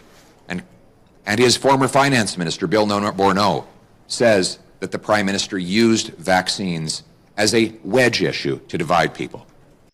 No, that is true. So there was a communication between Chrystia Freeland and Justin Trudeau, and they did write. They did say that they saw this as an opportunity. And thus, a lot of people were so helpless and so desperate, they ended up participating in a protest in Ottawa. This was an emergency that Justin Trudeau created by attacking his own population, by driving up their cost of living, by making it impossible for people to pay their bills and live their lives in peace. So, yeah, the main thing that the Freedom Convoy was fighting, the specific thing was the truckers did not want to be forced to vaccinate if they wanted to return, from their deliveries and cross the border. And here, this is so disingenuous. A lot of liberals and NDP people will say, look, well, they were never forced to do anything. They could always return. They just had to quarantine. Like quarantine for like 15 days minimum. Like, are you kidding me? Like, what are they gonna do? They're just gonna stop working every time they cross a border, which they used to do every day. Like every time they do, they're supposed to basically stop working for half a month. Anyway, and it's like, why do they need it? They're just truckers. They drive in a truck. That's what they do all day. It's not like they're getting into a social party. It's just every trucker I've known, they basically just like drive, drive, drive. That's pretty much all they do. If they're not driving, they're sleeping. And if they're not sleeping, they're driving. That's pretty much all they're doing. They do this so that they can actually get back to their families and have some kind of a family life. Because when they're on the road, they don't have any time to waste, right? But anyway. He caused the emergency that unfolded. And then when he caused it, he piled on, he poured more gasoline on the fire with nasty insults, jabbing his finger in the faces of his own citizens, something that even today's report acknowledged. Yeah, so anybody that were reluctant to vaccinate, there is a well-known interview that Justin Trudeau did in French, basically calling them a bunch of ignorant people that are racist and all that stuff. Nonsense. Absolute nonsense. And I mean, the Canadians seem to be a little bit late on the news, but if you've been paying attention to what's been trickling from the American media, even CNN, organizations like CNN who have simped so hard for Pfizer and Moderna and stuff, even they're recognizing now that it's kind of hard to get away from the fact that, yeah, so the vaccines haven't been terribly effective. Um, and in fact, that their risks are like the young people face so little risk from COVID itself that it really is a question of balancing and weighing it against the benefits of the vaccine, and and of course there's an entire discussion of how adverse effects of the vaccine have been suppressed. Also, there's also been discussions about, these are all sort of widely discussed news articles now, by the way, things that are being admitted to, how deaths from COVID was not necessarily deaths from COVID, but with COVID. And I've always communicated this. It is by the very fact of the nature of the coding of the death. So COVID related deaths are coded ICD, according to that ICD-10. There's a specific code, and it's basically like the conditions are that COVID was a contributing factor to someone's death. So, I mean, if somebody got into a car accident and they were sort of on the brink, and they were having sort of respiratory problems that could have exacerbated their condition, regardless of whether they would have died inevitably or not, from whatever it is, whether it's cancer or accidents or this or that, if COVID was a contributing factor for when they died in the way that they did, then it was counted as a COVID death, right? It was completely ridiculous. And, it's been long recognized just how many comorbidities there were, like average of 4 in any COVID-related death. And it was completely overblown. And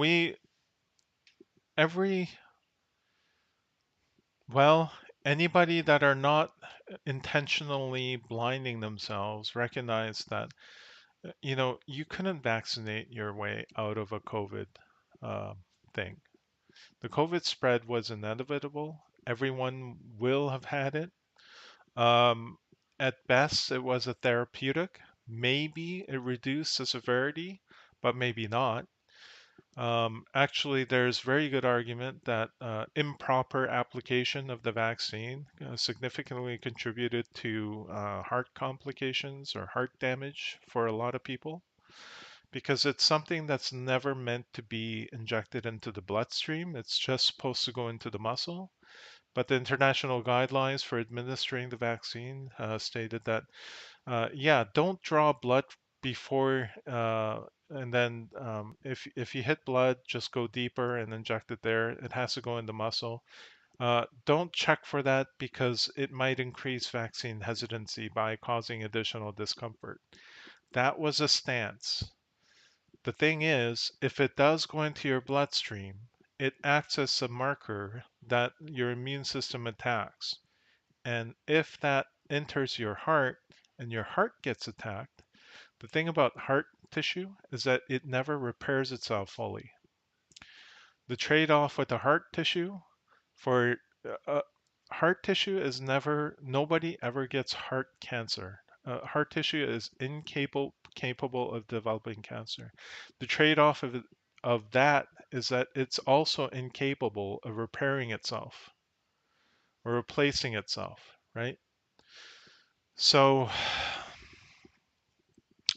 anyway, I don't want to go off into the tangent about vaccines, but really, we've been lied to. We've been lied to by Big Pharma and those who are basically in the pockets of Big Pharma. And that includes the government, that includes the Liberal Party of Canada, that now includes the NDP, and it includes so many people all the way down. Attributed to the length and the intensity of the protest. Justice Rouleau said that he did not accept the organizers' descriptions of the protest as lawful, calm, peaceful, or something resembling a celebration. He wrote that the bigger picture reveals the situation in Ottawa was unsafe and chaotic. Justice Rouleau also found that the federal government's use of the... What was the evidence for that? I would love to know. Again, I have hours and hours of, full day sort of live streaming from multiple sources to back me. I'd love to see what the Justice Rouleau has on his side. What was evidence for the chaos or the threat or whatever it is that he's claiming? The Emergencies Act was justified.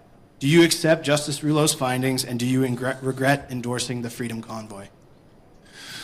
Well, first of all, your question was typical of CBC, bias again. You forgot to mention what the report said, which is exactly right. more of an effort should have been made by government leaders at all levels during the protest to acknowledge that the majority of protesters were exercising their fundamental democratic rights. So CBC is basically trying to hold a struggle session on Pierre in regard to his response to the Emergency Act decision. What I said before, during, and after the protest was that I condemn anyone who behaves badly, breaks laws, or blockades critical infrastructure, while standing on the side of the hardworking people who have suffered so much under 8 years of Justin Trudeau and were desperately trying to have their voices heard against an insulting and divisive Prime Minister. And the only reason that we had this emergency is because Justin Trudeau wanted it to happen, because he wanted to distract and divide Canadians from the pain and suffering that he has caused by driving up their cost of living, making it impossible for our youth to own homes, by taxing our working class. Well, Justin Trudeau must have gotten so mad at one point because he tried so hard, like the entire Liberal Party and the NDP Party tried so hard to create another sort of basically engineer January 6th situation so that they can use it as in the same way, basically unlimited sort of blank check to go after their political enemies. Well, the Freedom Convoy didn't play ball with that in the sense that they did not do anything violent. Nobody got hurt. Um, they didn't do any of the stuff that Pierre just mentioned. They didn't block any critical government or critical services or access or anything like that, because they all kept the lane open. The only people that enacted complete blockades of the road were the police in response um, to the Freedom Convoy protest, which was completely unnecessary. But they decided to do it anyway, and then decided to try to blame the Freedom Convoy people for it. And when the police, there was a reason why the police couldn't do anything.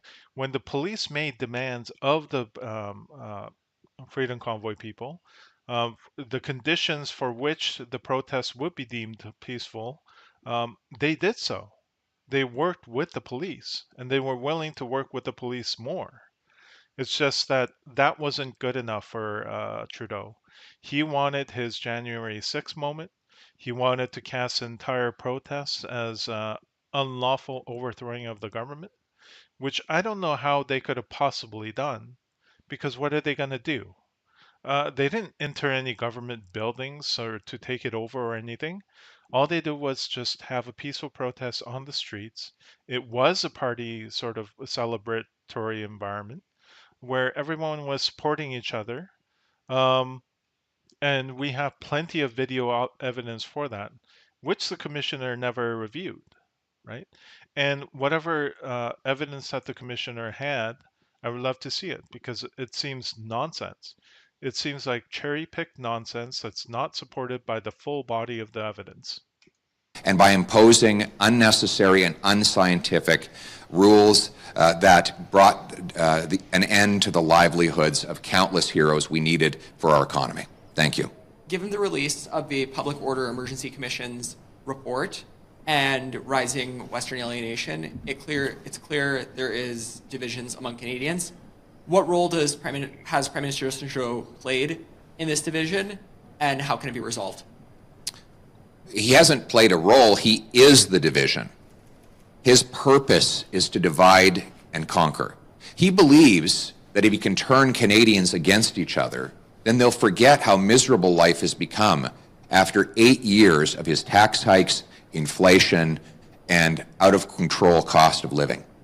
With costs, crime, and corruption raging after 8 years of Justin Trudeau, it's no wonder he wants the focus off him, and he wants Canadians fighting with each other. Yeah. So you can expect him to... Trudeau wanted a distraction. He tried to scapegoat the Freedom Convoy people for it. He's been trying to scapegoat the PPC for forever, but the influence of PPC was so low, especially in the last election, that he couldn't just come up with a credible story on how people are making things worse for the country without seeming ridiculous. So he needed something else to turn his attention to, and Freedom Convoy happen to come along and be that for him. Continue to divide people by race, region, vaccine status, and any other fault line that he can invent. Physicians, whatever your goals might be, your dream home, the education of a loved.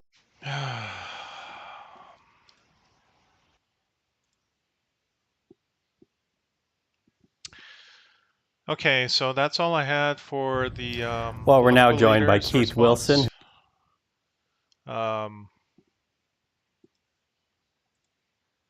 Yeah, really. I mean, there are other videos I could have gone into, but I think this is taking a long time already. So that was a response by the major political parties.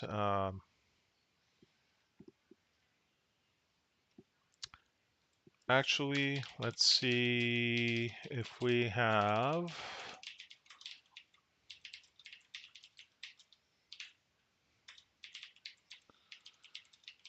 Let's see if we have anybody from the Freedom Convoy itself that might comment.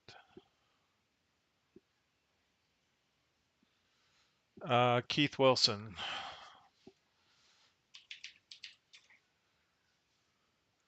Is this recent? No, that's 3 months ago.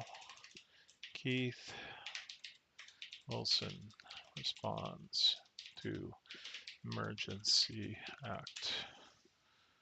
Let's see if we can get a response. Okay, there we go. Well, we're now joined by Keith Wilson, who's a lawyer who also represents members of the Convoy protests. Mr. Wilson, thank you for joining us again. Thank you for having me. So you are in Calgary right now, and as you said to me earlier, you are there with some of the protesters, among them Tamara Lich. I'm wondering what the reaction is from you and from the people you represent.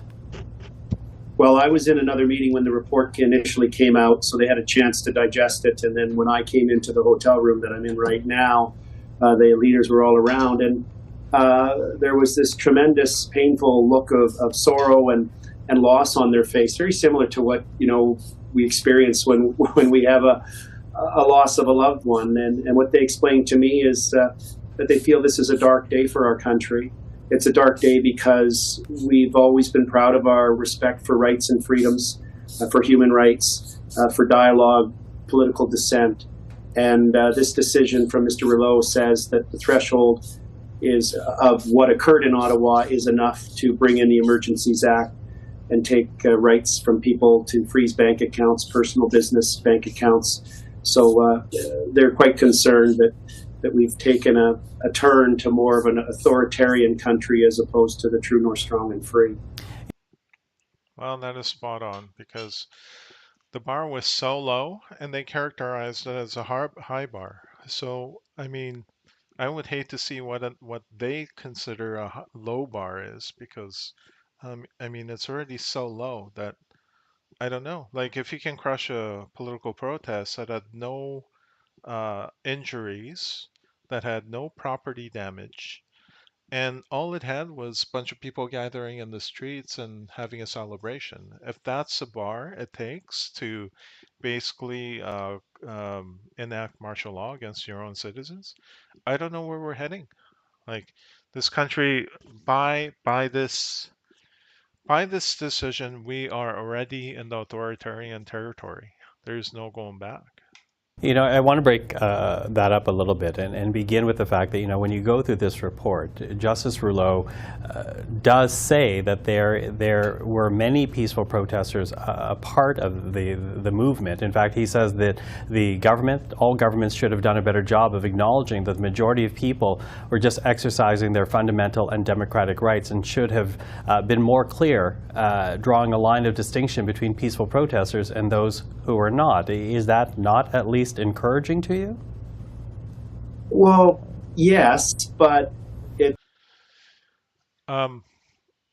yeah, I'll let him answer. But the way I would answer it is, it's like, okay, but there wasn't anybody that were not peaceful. So who are we talking about here? It still signals that, in the past, remember, we've only used this type of power where we suspend civil liberties, where we allow the government to seize property, in this case, bank accounts and other things, without the due process of law, when we've been in an acute existential situation like World War I, World War II, and the FLQ crisis.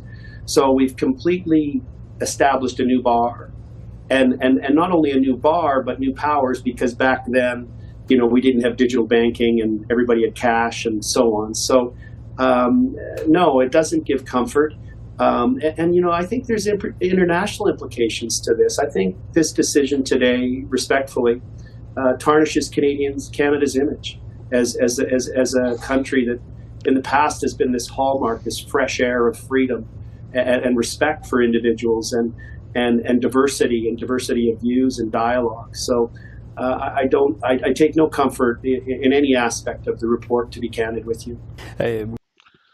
Well, that is completely true. We've already seen a bunch of criticisms in the European Union in regard to Justin Trudeau, especially from Ireland. There have been people from, I believe, Italy.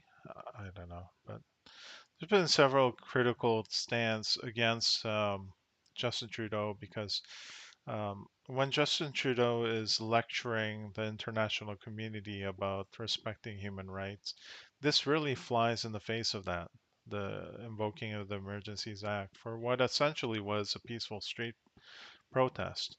I shouldn't even qualify it as essentially. It was. There was no incidents proving otherwise. I mean, it was remarkable how peaceful it was. Justice Rouleau also makes a distinction between peaceful protesters and what he says was happening on Parliament Hill, again acknowledging that many people had come out to be peaceful, but there were other elements amongst the protesters, and he basically says that he doesn't accept the fact that the whole protest was a peaceful action. Well, then he's redefining the English language. Yeah, what's the evidence for it? I mean, the police came out and admitted that they had no violent actions from anyone, no property destruction. Because what we know is the crime statistics were down. We know that there was no bombings, there was no fires, there was no windows broken. There was an absence of criminality. There was an absence of violence. That was the sworn testimony from the OPP, from the RCMP, from the Ottawa City Police, from CSIS, and so on. So, see, that's what's concerning here, is that we're using new terms to define violence. It wasn't actual violence; it was felt or perceived violence. So, I'm not suggesting, nor any of my clients, that it would have been unreasonable for the government to take steps. And I was always baffled why they didn't use some of their existing powers early. I was always baffled as to why no one applied for an injunction to have them leave. We had an injunction against horns, and we had an injunction against something else, but nobody ever applied, no government authority ever applied for an injunction to have them leave. I was always baffled by that, and Well, nobody put in an injunction to have them leave because they wanted them to stay. They actually did not blockade the area, even though they knew they were coming. They basically just waved them in. They were trying to wave them in, like the Capitol Police did on January 6th. They tried to get people into the area, into a situation. I think they would have walked them right into a parliament building if they could have. So they were basically trying to wave them into a place and trying to lit a fire and cause some kind of a spark, some kind of a violent action, so that they can say, "Aha! Look at those people. They're the troublemakers. They're trying to overthrow the government." I mean, that's still their narrative, but there's nothing backing it. There was no violent action. Like, Keith Wilson says, all the different levels of police have admitted that there were no incidents. There were no violent or property destruction incidents. Crime rates have been super low the entire time the Freedom Convoy was there because they were there They were conversing with people. They were feeding the homeless. They were doing all these things. Like this entire narrative about how they were like intimidating like this homeless shelter or something, completely ridiculous. Nothing has been filed with the police. And during the multiple days of live stream, we've seen that the Freedom Convoy was feeding everybody that was coming along. They were holding barbecues. They were feeding people, right? Um, you know, I don't know what to say. Probably any homeless population that were there probably had more positive social interactions. They're probably better fed than they have been in a long time. So there was basically not, and there were all these people sort of there that would have discouraged anybody from committing crimes because there are so many eyes, right?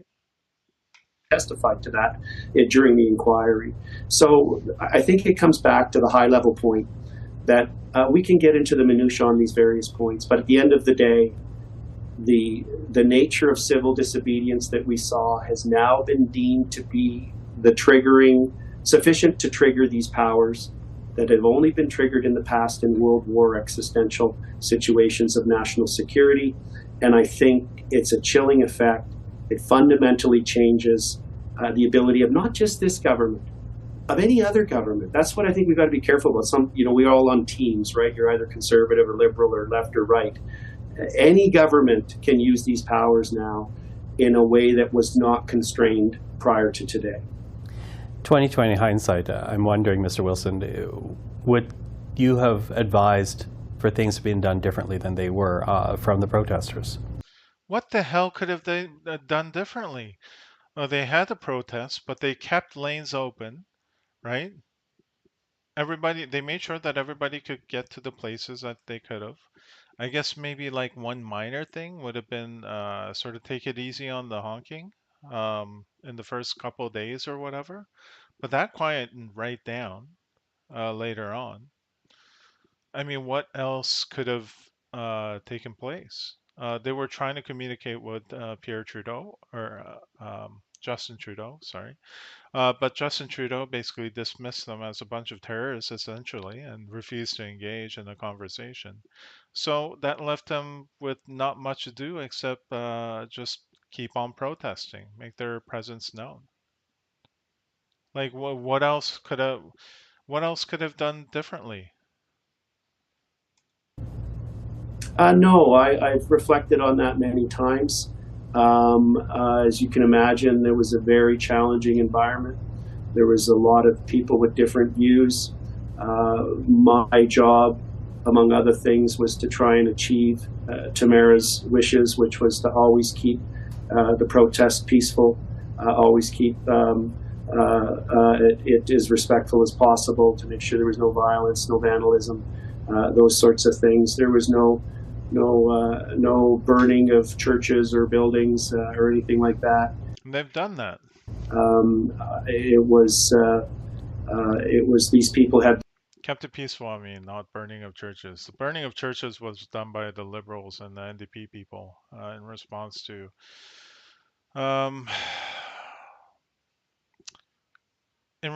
basically the residential school news stories. A lot of it was just sort of engineered, by the way, but I won't get into that right now. The right to have representation as they exercise their charter right of protests and lawful assembly.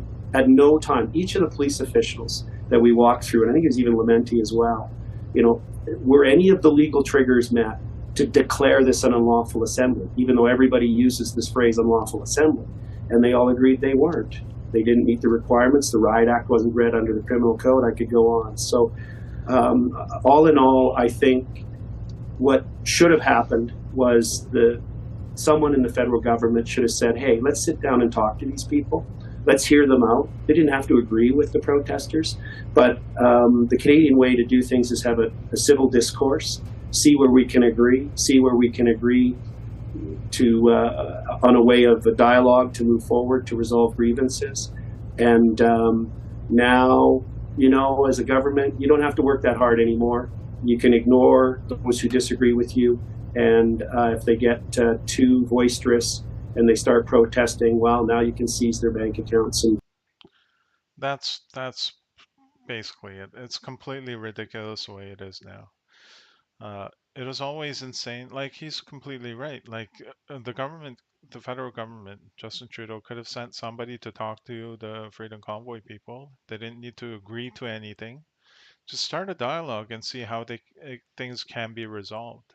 I mean, the police started a dialogue with the Freedom Convoy people, and the Freedom Convoy people have sort of um, worked with the police to make sure that things are up and up. And that's part of the reason why none of the criteria for declaring it uh, like chaos or unlawful, whatever, was just not met, because they cooperated as much as they could at every step, and the degree of their cooperation was enough to keep things good. freeze their business accounts as well. And I think that's what's so dangerous about what happened today. So how do you answer then, in the Rouleau report, the justice pointing out to the fact that he didn't think there would have been opportunity to negotiate with anyone because the protest itself was so decentralized? Well, I mean, I've addressed this many times, including in my testimony. The proof is in the pudding. And what I mean by that is Tamara Leach and the board and the other road captains had negotiated over a number of days, and I was involved in that with the mayor, and leading into the weekend before the invocation. And on the Monday morning, the same day, the same afternoon, February 14th, that the Emergencies Act was invoked, they had shown their ability to clear out a number of city blocks. Over 100 protest vehicles moved, 23 up to Wellington, the rest out to the base camps, and some of them, people went home. And that is completely true. Like, there was no central leadership, but there were enough individual influential people that when they got together and asked people to do things, they did things. And part of it was clearing out those blocks. Part of it was cooperating with the police to try to get these things done. And they did get things done. So if the federal government tried to cooperate with the people that were influential, maybe not the leaders of organized organized structure in the classical sense, but enough influential people, enough influencers of the group that maybe they would have been listened to by most of the people. And when most of the people listened to them, then probably the rest of the people would have listened to them. So the thing is, they never tried. They never tried, so they'll never find out whether they could have worked.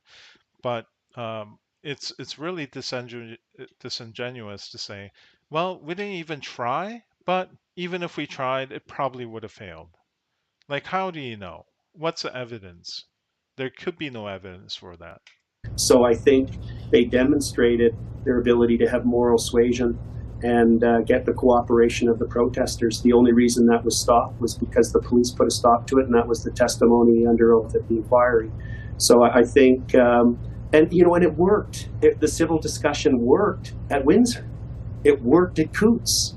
That's why those borders were opened over the weekend. But there was this absolute adamance on part of the federal government to have no dialogue whatsoever, even though they had my cell number, even though they knew they could reach out to the mayor. They had my email address. They had Tamara's email address. They had her phone number.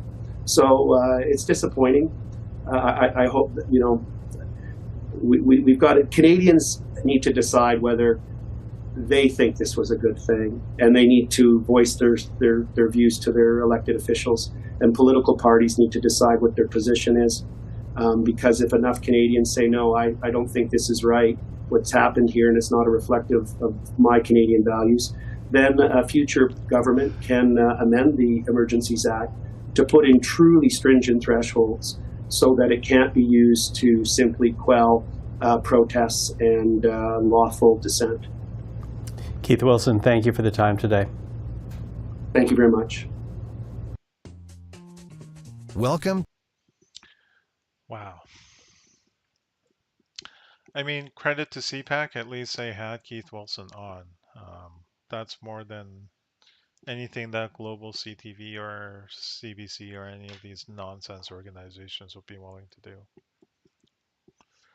All right, one last video from CPAC Civil Liberties Group, reacts to Emergencies Act. Let's take a look at what they say.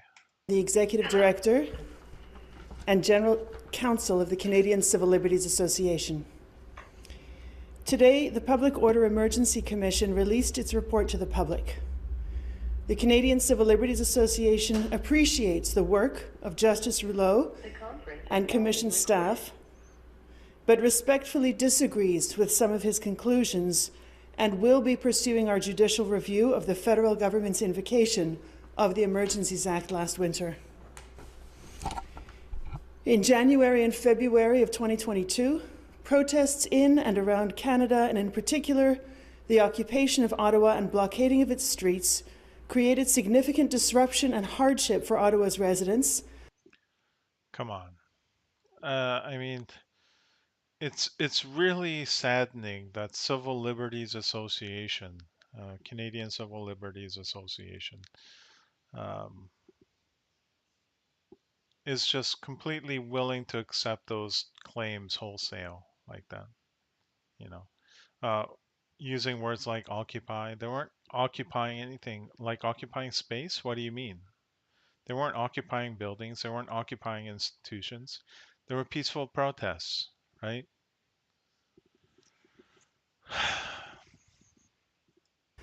Including and hardship for And what else did she say? and blockading of its streets. Blockading of the streets. They never blockaded any streets. There might have been like the first couple of days when they're like getting into position when they were sort of de facto blocking off streets without intending to. They never intended to stop people from getting from place to A to B. Once they settled down, they made sure that that a lane was open. And you can see it in the live streams. There's always a lane open in all these streets. And anybody could have gotten through if they wanted to. And people were getting through. We have footages of that. So there was no blockades. Any blockades that were put up, that was by the police. It was not from the Freedom Convoy protesters. Created significant disruption and hardship for Ottawa's residents, including reports of racist and homophobic intimidation and harassment. Nonsense. Reports of. There's been no filed evidence of that. Possibly worse, and concerns about ongoing underprotection of these and other marginal. Like, if there were homophobic and racist attacks or whatever, even verbally, don't you think there would be just videos of that on loop all day, every day? Like, where is it? Where is it? I mean, they've been showing that that one guy with like a Confederate flag as much as they could, but it was that one guy with a mask, and everybody was trying to like basically getting him to leave. Everybody from the Freedom Convoy protest. It was getting so ridiculous to a point where it's like it's not even believable. It's like, what does the Confederacy have to do with Canada? Like everybody was in the Freedom Convoy was trying to get them to leave or get him to leave. It was one guy out of the entire thing trying to get him to leave and trying to like just like, what the hell are you doing, bro? This is not what we're about. So based on that, like I mean, they were trying to put that on a loop all day, but it was getting ridiculous. It was so unbelievably stupid that people were actually speculating whether he was a government plant, right? Just trying to stir things up. Marginalized groups by police. After this occupation had gone on for too long, on February 14th, 2022. Too long? How long is too long? Like how long did the First Nations protests go on for? Whether it was a railway protest or you know, before the Oka crisis or whatever, or whether it's any of the environmental protests, how long did they go for, and how long's too long? You know, how many days are we, like, how many hours or days are we allowed to fight for our freedoms, for First Nation sovereignty, for the environment, or for whatever it is? The federal government handed itself the power to make laws with almost no constraint. CCLA. The Emergencies Act allows the federal government to give itself the power to create laws without a first, second, or third reading before Parliament, without advance opportunity for input from the press, public, or opposition parties. At least they got In that short, right. without the ordinary democratic protections of transparency, accountability, public review, and input, without a full debate before all elected representatives. In other words, the Emergencies Act can suspend the ordinary democratic process. In other words, the CCLA is basically saying, "Oh, those guys were, terrible, but what the government did affects us. It's gonna hurt our BLM protests or whatever it is," which is just, I mean, they're correct to the extent that they're critiquing the government, but it's really dumb that the Canadian Civil Liberties Association is throwing the Freedom Convoy protesters under the bus without reviewing the facts. And you know what? These days, I don't expect anything different. Like the entire Civil Liberties Association movements everywhere have been completely taken over by just dumb social justice warrior people that don't use reason and logic. It's basically like they're just looking out for their own right to protest, and that's it. But at least they're doing that. At least they're looking out for somebody's right to protest, even if it's only for themselves. This might be necessary in rare instances, but it was not justified last winter, and it is a dangerous power for any current or future government. The Canadian Civil Liberties Association spoke out then and is here today because we are concerned about democracy, about equality, about justice, and about rights. We want to make sure that all people, including in particular those with the least power, platforms, and voice, with grievances and concerns about injustice, can protest government and other institutions, that they can do so powerfully, peacefully, and yes, sometimes disruptively. This is critically necessary to ensure that everyone can learn about violations and stand together for the rights of all people in Canada. CCLA has decades of experience standing up for protesters, counter-protesters, and dissenters of all kinds with a wide variety of messages, engaged in mass marches on downtown streets, months-long protests, sit-ins, gatherings in parks, on sidewalks, in city squares, blockading businesses and railway lines, and picketing by striking workers. But the reason we are here today is not to support or denounce any particular protest or message. We are here to talk about power and about democracy. We are here to protect the rights of people in Canada. I want to extend my sincere appreciation to the two extraordinary people who have led CCLA's efforts at the Public Order Emergency Commission. I'd like to thank the brilliant Eva Krajewska and her law firm, Hennon Hutchinson, and the brilliant Kara Zwiebel, the Director of Fundamental Freedoms at the Canadian Civil Liberties Association. And now I'd like to turn the floor over to Kara to address Justice Rouleau's report.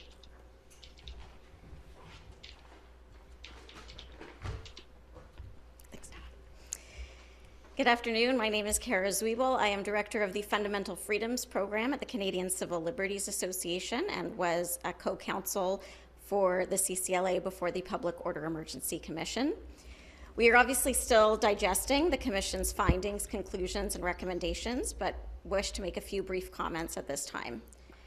First, we appreciate that the Commissioner has found that the high threshold for invocation was met, but that he has done so with reluctance.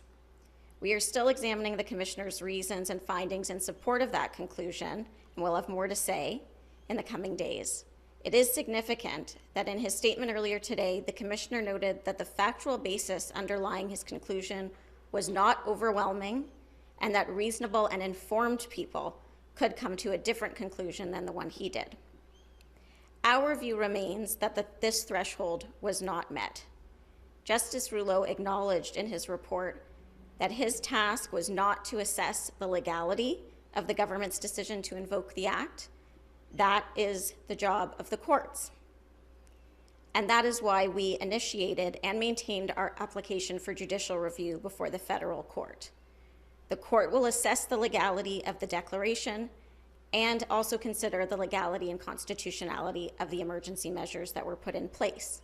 And that application is to be heard in early April. We also note that the commissioner did take issue with some of the emergency measures that were put in place.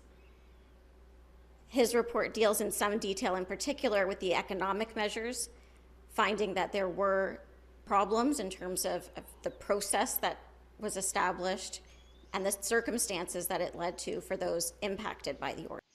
Oh, you mean like freezing funds of private accounts? Yeah, that was great. There are other important recommendations in the in the report related to future possible emergencies and future possible inquiries, and my colleague Eva is going to talk about some of those. Good afternoon. My name is Eva Krajewska, and I'm a partner at Hennon Hutchison Robitaille, and I, along with Kara Zwiebel, were co-counsel for the CCLA at the Commission. The Commissioner makes a number of important recommendations with respect to the Emergencies Act and the future of these types of inquiries. The Commissioner states in his report that the Emergencies Act is anchored in the principles of the rule of law, constitutionalism, and public accountability. We agree. Invoking the Emergencies Act is an extraordinary and far-reaching decision. The Commission and the parties were able to do their work to assess whether the government met the threshold to invoke the Emergencies Act, in part because the government waived cabinet privilege on the inputs it received in coming to that decision. But as Commissioner Rouleau stated, this is only the 4th time in Canada's history when this has been done. World War I, World War II, FLQ, crisis. That was it. And then we have bouncy castles on the Freedom Convoy, where nobody was hurt, nothing was destroyed, no windows broken. But hey, why not? The waiver of cabinet privilege is not mandated by the Emergencies Act, but it should be. It should be to ensure that the public understands and has transparency on how such a significant decision with such significant consequences has been made. The Commissioner recommends in his report that the government should be bound to produce all of the inputs to Cabinet and the ministers that it relied upon to invoke the Emergencies Act. He recommends that the Emergencies Act should be amended in order to do this. This is a very important recommendation that will ensure that any future government who invokes the Emergencies Act is held accountable for that decision, and that the public has transparency into that decision-making process to decide for itself whether the suspension of civil liberties is justified. We hope that the government will acquiesce to this recommendation and make this amendment. We thank the Commissioner and all of its staff and council for the work that it conducted on this inquiry. Thank you. And that's it? That's all you have? Man, the CCLA is a joke. So I think we have some people on the phone. If there are questions, we'd be happy to address them now. In English or in French? In English or in French. Please press *1 on the phone if you have a question. No questions, huh? Well, CCLA. It appears there are no questions on the phone. Nobody takes you seriously anymore because, you know, when things count, you're not coming up to the bat for them. All right, so, I mean... Down the street. That's about it. I'll just get some Viva Frey clip going on in the background as I close things off. I meant to get into a couple other things, the things that Jagmeet Singh has said in the past, how he painted, how he cornered NDP to the position it is in today. Couple other things, but I think that's about it. So I'll just leave the, so I'll just scan through the footage from the Freedom Convoy and go from there.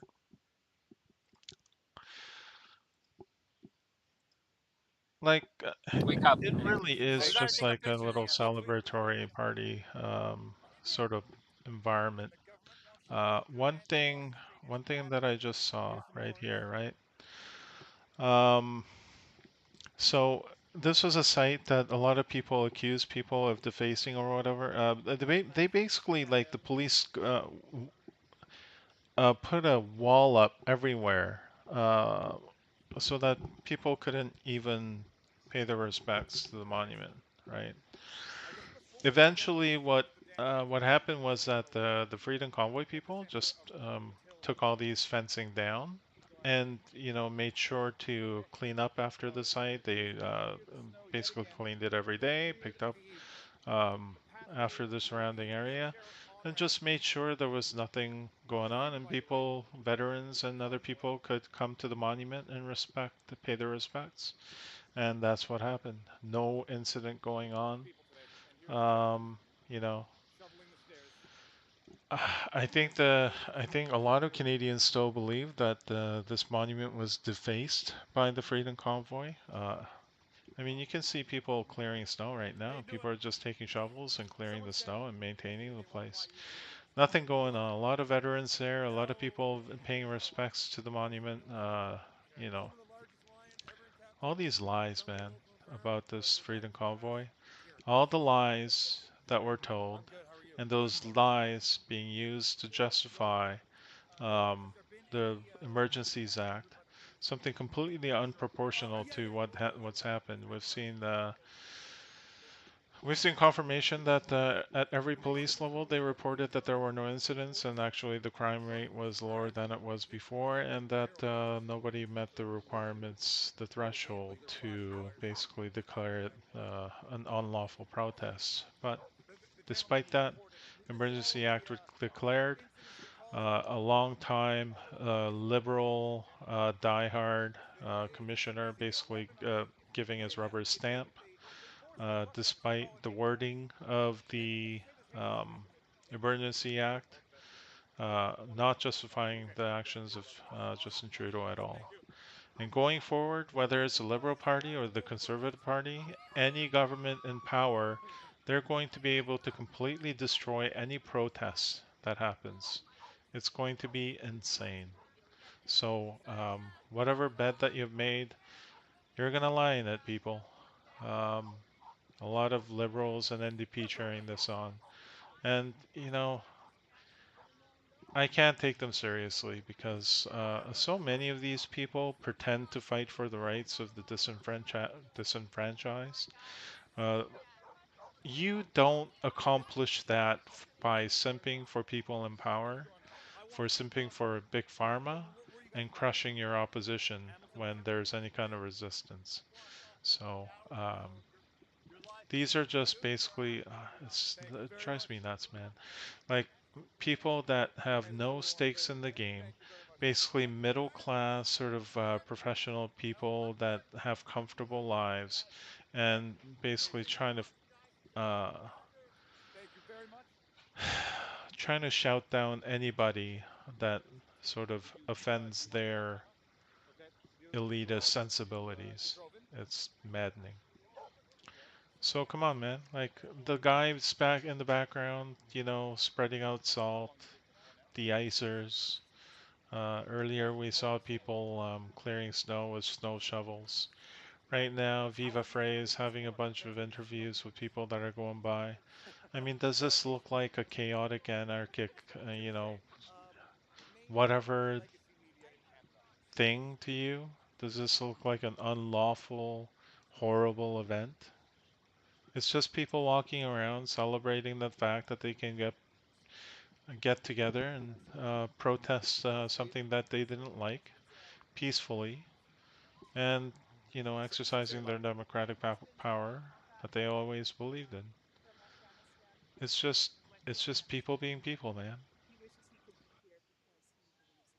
And I can't believe they tried to turn this into something horrible and awful, and try to make it into their own January 6th, injecting foreign politics into Canadian politics inappropriately, and trying to do it for political gain.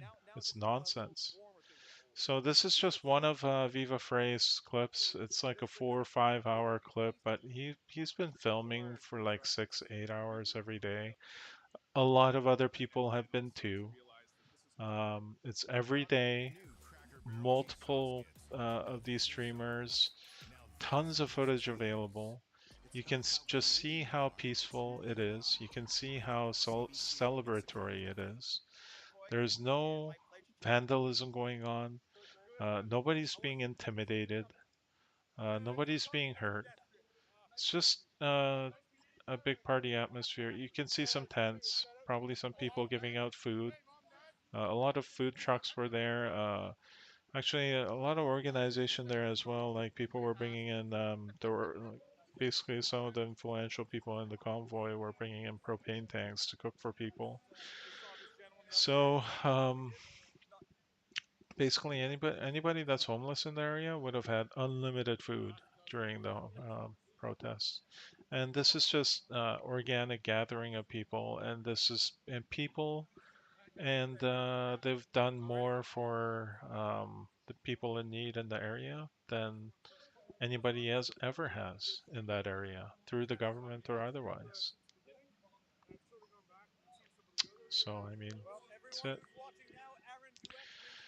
Okay, so um, like you really owe it to yourself to uh, look at some of these videos instead of just villainizing them, instead of just casting them as awful people, racists, or whatever that Justin Trudeau has tried to do. People from all backgrounds, there.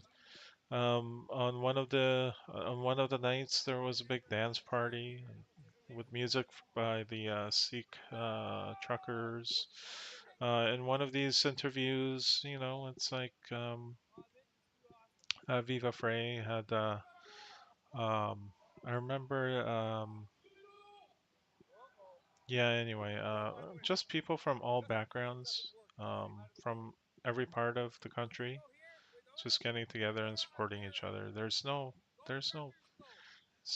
nonsense, man. There's no white supremacy going on or some racist, homophobic nonsense. There are people from every background here just supporting each other, and that's it. That's the thing about truckers. That's the thing about workers. They come from all backgrounds, right? Just like non-truckers or just like anybody else, just like liberals, NDP, or conservatives, or whoever it might be, whatever group that you try to cut people up into, they all come from all different backgrounds, and you do see people from all backgrounds, and they're just being supportive of each other and trying to put together a protest and be heard. People of all ages, young people, older people, families.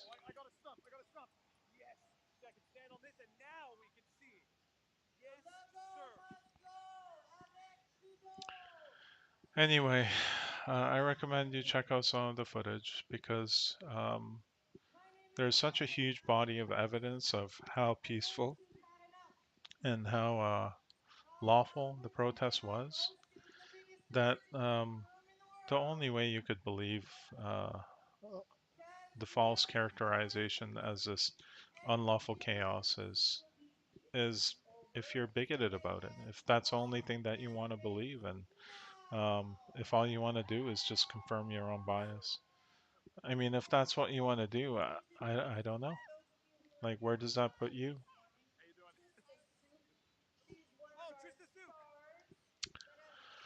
All right, so I think I've gone on too long. That's enough from me.